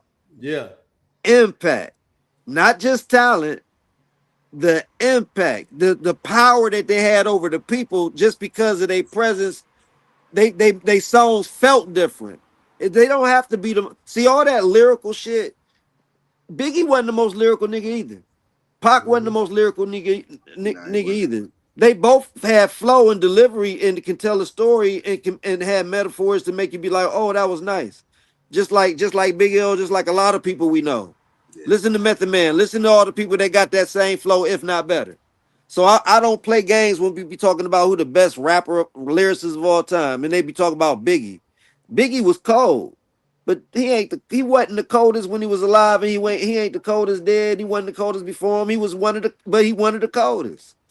So I look at things like like that.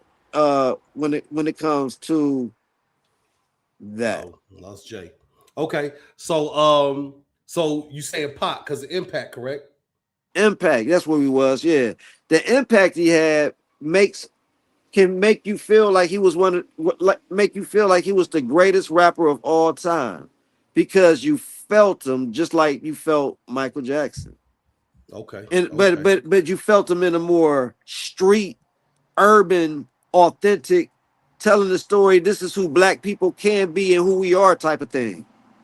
You know what Right. I'm saying? So Nah. he had a different angle of impact. Michael Jackson had a more general impact. This dude had Asians losing their mind, white people losing their Yeah, mind, and men fish, too, like you said, fish, bro. dolphins losing their mind. I mean, you know what I'm saying? This dude had a whole different type of impact.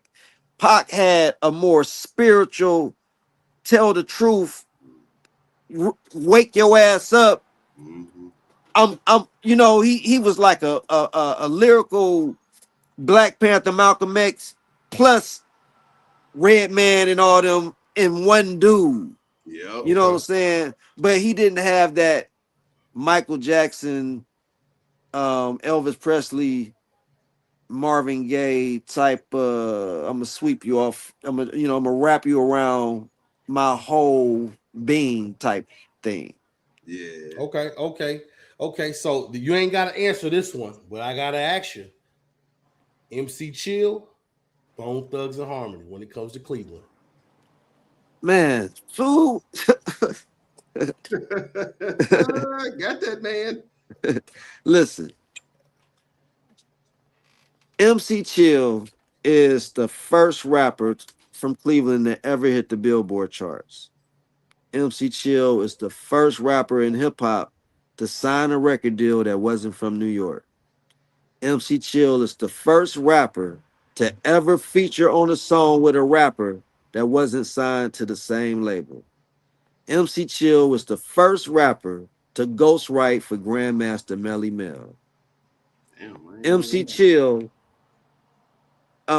went on all those tours with all them. MC Chill was signed before Biz Markie. Biz Markie used to come to Cleveland from New York just to watch MC Chill rehearse.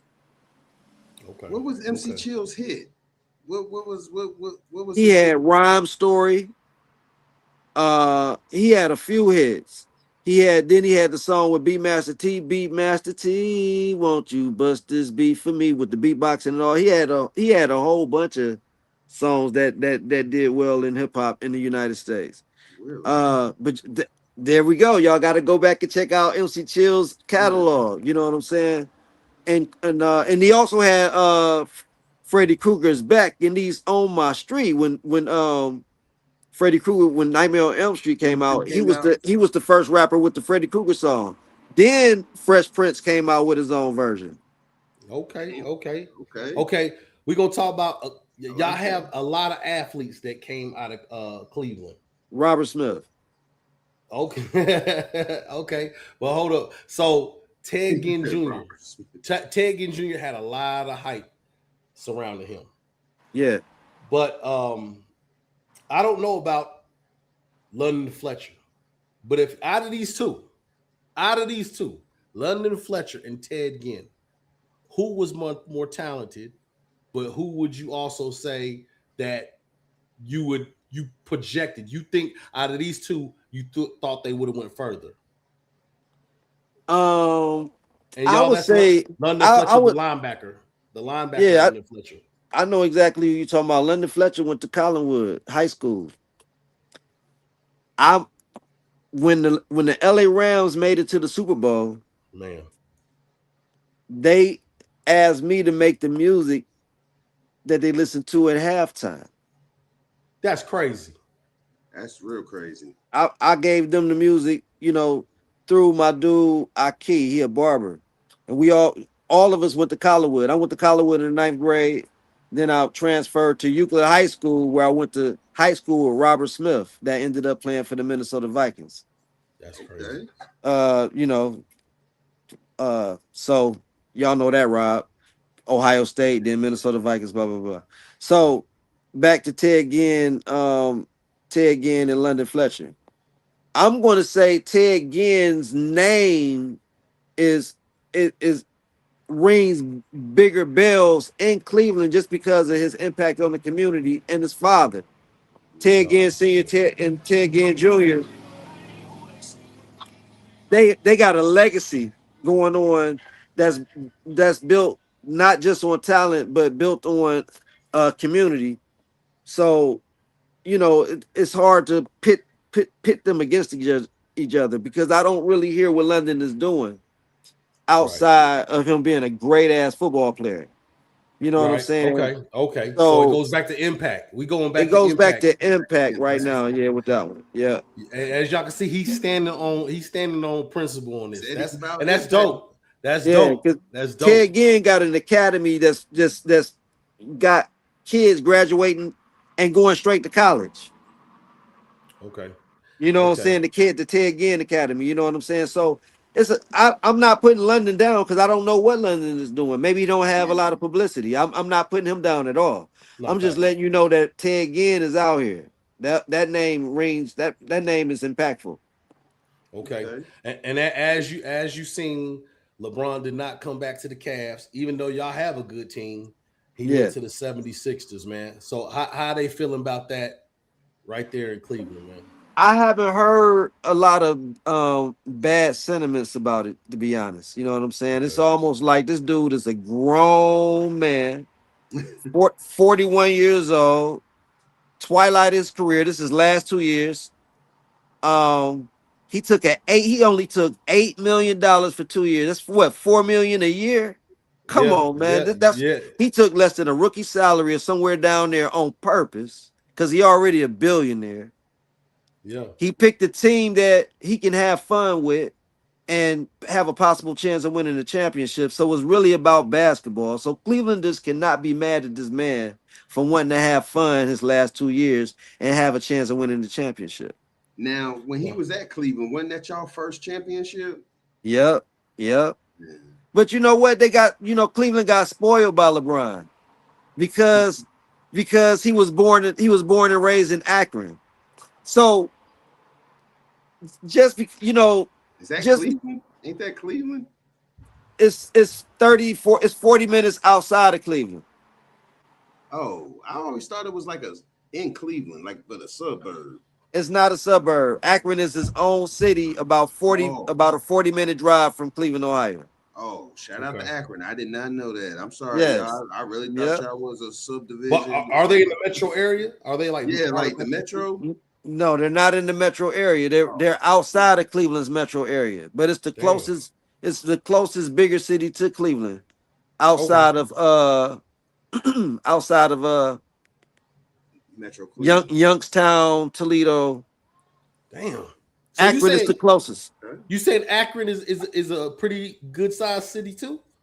Yeah, Akron is his own city, man. They got their own college, University of Akron. People go to the NFL out of the University of Akron. Damn. Damn. Damn, how many cities Yeah. does the state of Ohio have? Damn, I thought got that was like a shit little on. hood. So hold No, on. Akron is a big Cleveland. hood with a lot of violence going on He over said a in big hood with a lot of there. but it's smaller. Shout out to Akron. I But don't want you no know, smoke. it's smaller than Cleveland, of course, but it's not Cleveland, and it's in his own county. So how many major cities do y'all have in this state? Because a lot of people don't know, and me and you talked about this, Eric, that Okay, it's Ohio not is pretty similar to California, but people don't really understand that. right. Yep, and everybody different. When you move from city to city, the culture changes, how people walk changes, the way they dance and how they dress Said the changes, culture all type of changes. stuff changes in Ohio. Oh, So this is Ohio. So you in northern Ohio, you got Toledo, Sandusky, and then Cleveland. that's what's up. And then you got Elyria and Lorraine in between there, but those small communities. And then if you keep going east, you run into Youngstown. And Youngstown is the last major city before you go into PA. So, Okay. shout out to D Minor, man. Then as you go down, you got Akron, Ohio, and you got Columbus. Columbus is the capital of Ohio. Columbus population is bigger than Cleveland's. And Cincinnati. Oh, And then you got Cincinnati and you got Dayton. Yep, Dayton. Yeah. So, and then you got Marietta and You ever heard of Canton, Ohio? Canton is in the Akron, Ohio area. Oh, okay. So Canton would be considered more like a subdivision of Akron, even though Canton is actually his own town too, but they're like in the same county. Akron and Canton. Steubenville, Ohio. Steubenville is a small town, but it's his own little thing too. Oh, is they dangerous too? Oh yeah, everywhere in Ohio where it can turn into any type of metropolis is something you need to be watching your surroundings in. I'm gonna stay clear of Steubenville. Pull up if you get a chance, D Minor. But so it's like this. So okay, with Scratch Paper Productions, okay, you're doing your thing. You got the confluence going. You're working on K Chill and Lazy Bones. Did you say something about Flesh too as well? Was there something? Yeah, I'm working on Flesh's project too, and I'm gonna have my own songs on Flesh's project too. But right now, I'm making sure that Aftermath, aka True Math stuff, is intact for Flesh's album. And remember, I was telling y'all we was all signed with Flesh back in the day as together. Damn, that's dope, bro. Damn, y'all got such a rich history, dog. It's crazy. I can't wait to hear everything, man. Yeah. Hell yeah. So that's what's up, man. So is there anything you want people to know about Scratch Paper Productions? And then repeat back. Hold up. We got D Minor out here on the West Coast. D Minor. What's going on? How y'all doing? D Minor. All right. D Minor, can you introduce yourself and what you do for a living and everything to Mr. Eric Wilson? Yes, sir. My name is D Minor. Brother Wilson, it's a pleasure to meet you. What up?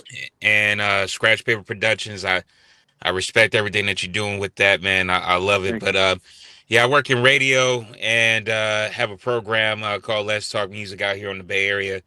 Man, I appreciate what you're doing, man, especially at a time when music is the music business can be tough, but I appreciate everything that you're doing and representing and holding it down.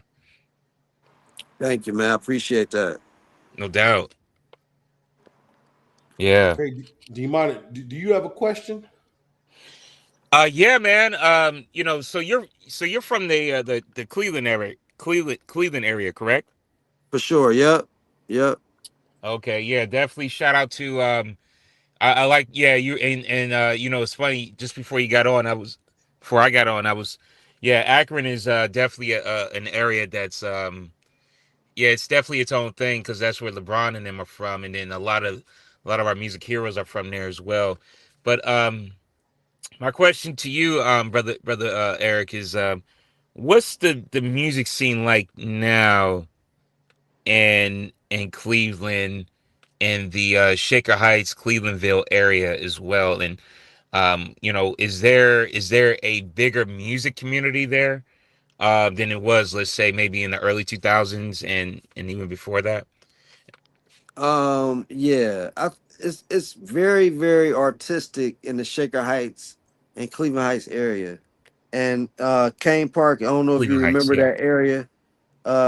Kane Park have legacy artists, R&B and hip hop coming through there on a regular basis. And the whole area has been upgraded, and it's just a whole lot of activity as far as art, poetry, bands, the whole nine is like really popping. Yep. That's what's up, man. That's what's up. And I'll take this last. I'll ask this last question. I can take it offline, but um, for you, what keeps you motivated to continue? What keeps you continuing to stay in this business that we call music? What keeps you motivated, and what sets you aside from, let's say, what everybody else is doing? Man, that's a good question. It's an easy one to answer too. What keep me motivated is, dog, I even while I'm talking to y'all, it's always a melody playing in my head. It's like if I go upstairs to my studio right now, I can cut on my keyboard and make a beat, and it'll be done in like 12 minutes or less. The whole beat. Damn. I be hearing the whole thing. So Yeah. and then I flow on a dime, y'all. I'm not gonna do it this evening because I love hearing beats to to take me there. But so I always hear melodies and I always want to freestyle. So with me owning my own recording studio, I have no choice but to make a record. Right. Yes, Right. sir. That's dope. That's dope. Then That's dope. I'm a singer, y'all. I used to sing. I used to play in the orchestra. I used to play in the band. I used to teach drums for the Cleveland Music School Settlement. This all pre hip hop. You know what I'm Yeah. saying? March, all that type of stuff. So I gotta do music. And then when I found my genre, which is hip hop, now I gotta do hip hop because I gotta do music and my genre is hip hop. So I'll probably be doing this shit until I pass away. Yeah. Yeah, No doubt about it, yeah. man. Hey, salute to you, man. Salute to your family, and salute to the Tollivers as well. Lynn Tolliver. I'm a radio buff, so what, like, New York City had Frankie Crocker, Cleveland, Ohio had Lynn Tolliver. Yeah, And for so sure. For that's sure. one of the greatest radio personalities ever. So and his nephew Dave is not only doing the experience, but he's also involved with radio. So much Yep. respect to y'all. Much respect to my guys. Him Man, and Coach salute, Cheese. salute, salute, salute. And Thank you, sir. yeah, I will see you soon. Much All right, respect. man. Nice talking to you, man. You Appreciate too. you. God bless. Yep. And Peace. hey, shout Yes, out to D sir. minor. D minor D brother minor. has a plethora of knowledge where Yeah. he goes back. He got stories about Prince because he through the radio show. He's been doing radio. I think he said 23 years, man. So he's met Prince. He's met the, Lazy Bone, all the the cat from Bone Tony Boys. Tone. You know what I'm Yeah, saying? yeah. I mean, he has. I'm talking about the stories he has with these people. I'm telling you, man. You and him could go back and forth, man. Especially with the Mhm. knowledge, and y'all are deep rooted in music, man. Because he has told us so many stories in the brief time we known him. I'm like, God dang, bro. I Like, know. Yeah.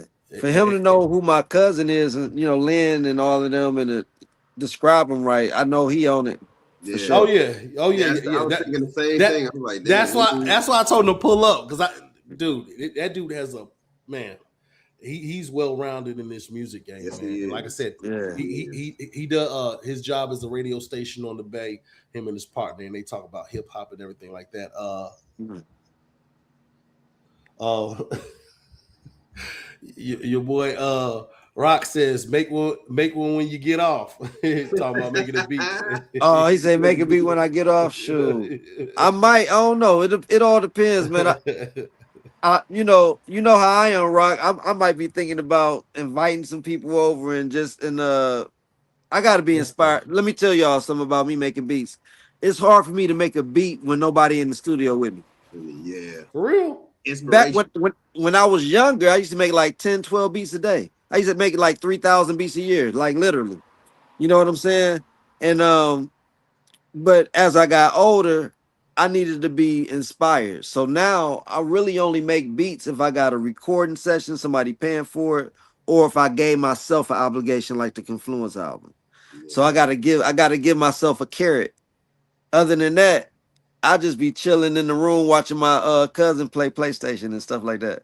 Okay, no, that's dope. Cause I know me and him had a conversation before, and because I was asking him about him going to school and learning about all the things about the studio, and because he does it from his house. So a lot of times when people have a house studio, you worry about the quality. And he said Lazy Bone. You could tell him what Lazy Bone said about the quality and how you work.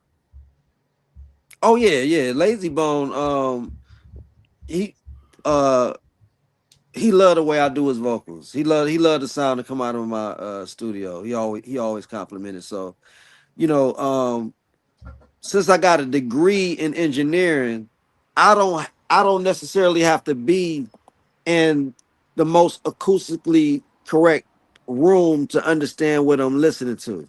My ears can adapt to the room after doing reference mixes and then taking it out to the car and taking it to different sources to listen to the music and back to your studio. You end up learning what your room is giving you, and then you can mix accordingly. You know what I'm saying? And then after you do a few reference mixes, you know what you can do in your studio and be confident about the final product without even going from source to source anymore. I'll be finishing the mix and just be like sending it off to master. That's crazy that he says that when he says he takes it out to the car, because that's what I used to do too, because the car can tell you exactly. For some reason, the car used to always tell me if it wasn't sounding right. You know what I'm It's saying? them I six don't. 6x9s. Okay, okay. So that's crazy you said it. So I didn't know what I was doing. I'm doing everything on the fly, but I always, because you ever mix something down and then you take it to the car and then it don't sound right. Right. That's where you say, oh, I gotta turn this flute down, or I need to pan this to the left, or my vocals is too low or too high, because it's the cargo accentuate that stuff in the middle that your studio might not be telling you. Wow, wow, wow. That's Okay, what's man. that's what's good about using your That's car dope. and headphones as a reference. That's dope. That's Yeah. dope. Man, Yeah. we learned a plethora of what you're doing over there, Eric. Man, keep going.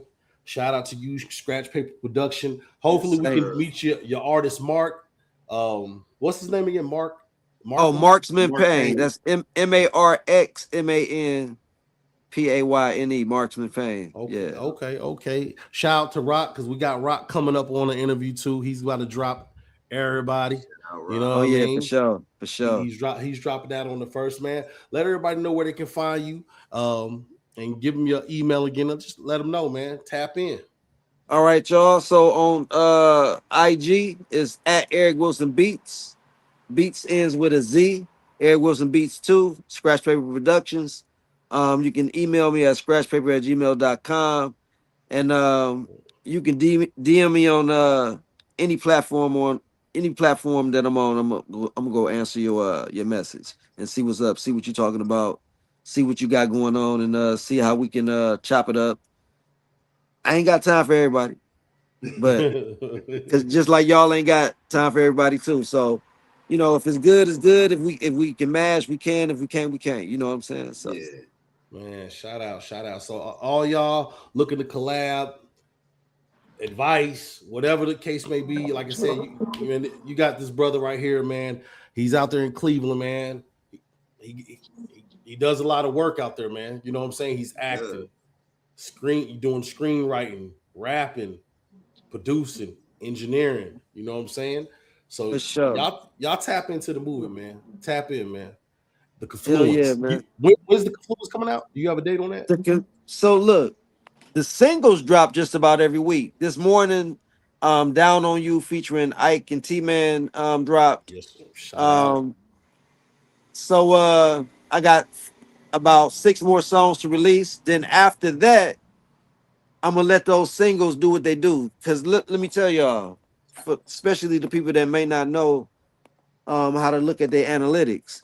So the reason why I'm doing this, y'all, remember it's called the Confluence. So each artist got to eat off these singles if they want to eat off the singles. So each single came out as its own individual entity, so everybody can split the revenue, publishing and the splits on the streams and downloads and all the whatever that song ends up doing with itself. That incentivizes the artist to treat it like it's his own song. That's why each song is a collaboration. So and based off the features energy. So the album will come out after all of those songs do what they do, and I can look at the analytics and see what singles I'm going to double back on and actually put the resources behind one single at a time after the organic releases without putting effort behind particular songs. Tell me where the effort should go.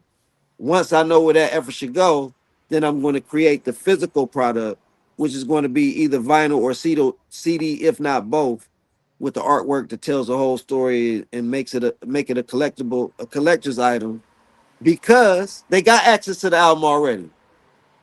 Because I dropped every single one by one, they go always be on all platforms. And it's going to be a playlist of these things that you can find a playlist on different streaming services and listen to the whole album. So you understand where I'm coming from? So the physical product will be out probably in the wintertime. Okay. Hey, y'all hear it, right? Does it make sense to y'all? Hell yeah, it makes sense. But yeah, I'm thinking like, hey, listen, we got this compilation come out. I'm trying to put that shit together in my head. Like, okay, I see where he's going with it. That's because dope. Look, why would somebody buy an album in this day and age when you can have a subscription to Apple Music and listen to everybody's shit as soon as the minute it come out, the whole thing, and put it on repeat. So how you gonna make this shit special? Okay. So when these producers and these artists is going in the studio making their stuff, they got to think about that. Are you making just a song, or are you trying to make a classic, or are you just in the spirit of things, which is cool too? But at the end of the day, it got to turn into something tangible. Yep. Okay, so you saying you're gonna put out these 6 songs as singles, but you're not gonna put out all 35. You're not putting all 35 to stream. Nope, you'll never be able to buy the album as a package online. You'll only be able to stream all 35 songs, the songs you like, put them on your playlist. Okay. The songs you don't like, don't put them on your playlist. The songs you do like, spin them. You know what I'm saying? DJs too. Right. But the collectors, I mean the physical album, the traditional album that we all been used to since we was growing up, that's going to come out as something you can buy, as something you can just listen to. And it's gonna be 3 discs. It's 35 songs. So just imagine that. So yes, sir. I gotta do something special with that. I can't just let it be something you can just grab as a package online. Yeah. Hey man, that's a good deal, man. Y'all hear it, bro. Y'all hear it, man. Listen, that's some master, you know what I'm saying? Some mastermind shit you coming with. I'm thinking like, damn, you know what I'm saying? Because we was talking about 50 on the compilation. I don't know, fellas. I don't know. He got me reconsidering, like, man. It seemed like you need a little more brain cells than I have. So Yeah, And just think about it, y'all. It's a solo album. that's Yeah, dope. Yeah, that is I true. forgot about that too. It is Yeah, a yeah, yeah, solo yeah. album. So that's what's I up, don't man. think I don't think it's been done before, to be honest. That's what's up. So look, Eric, if you ain't got no more to say, Jay, you ain't got no more to say. Nah, man, I'm thank you for coming on board, man. Shout out to you. Shout out to Scratch Paper. Man, I appreciate y'all even giving me an opportunity to talk to the people and to talk to y'all, man. It's us people, independent artists and producers, we need people like y'all, and I really appreciate y'all giving me an opportunity to talk to the people. No, it's Thank all you. good, You're bro. welcome, You brother. look here. We always gonna spread love, show support. The main Yep. thing, like we say, is be the support that you hope for, man. Yep. Straight up like Absolutely, that. man. Hey, shoot me everything y'all do, man. I'll share it to all my people and make sure All that they right. head to y'all podcast, man. It was a pleasure talking to y'all. Y'all some good Thank you. guys. And I, Thank you. I wish y'all all the best, man. And I hope I get to talk to y'all again about some future projects. Same here. Yeah, Oh, for man. Because I sure, love for to be sure. in any type of movies you got coming out. Pew, pew. I can act. Yeah. Yeah, I tag Big y'all snow. for sure. That's what's up. Yeah. All right, Eric, we out. All right, peace. Peace. What's up?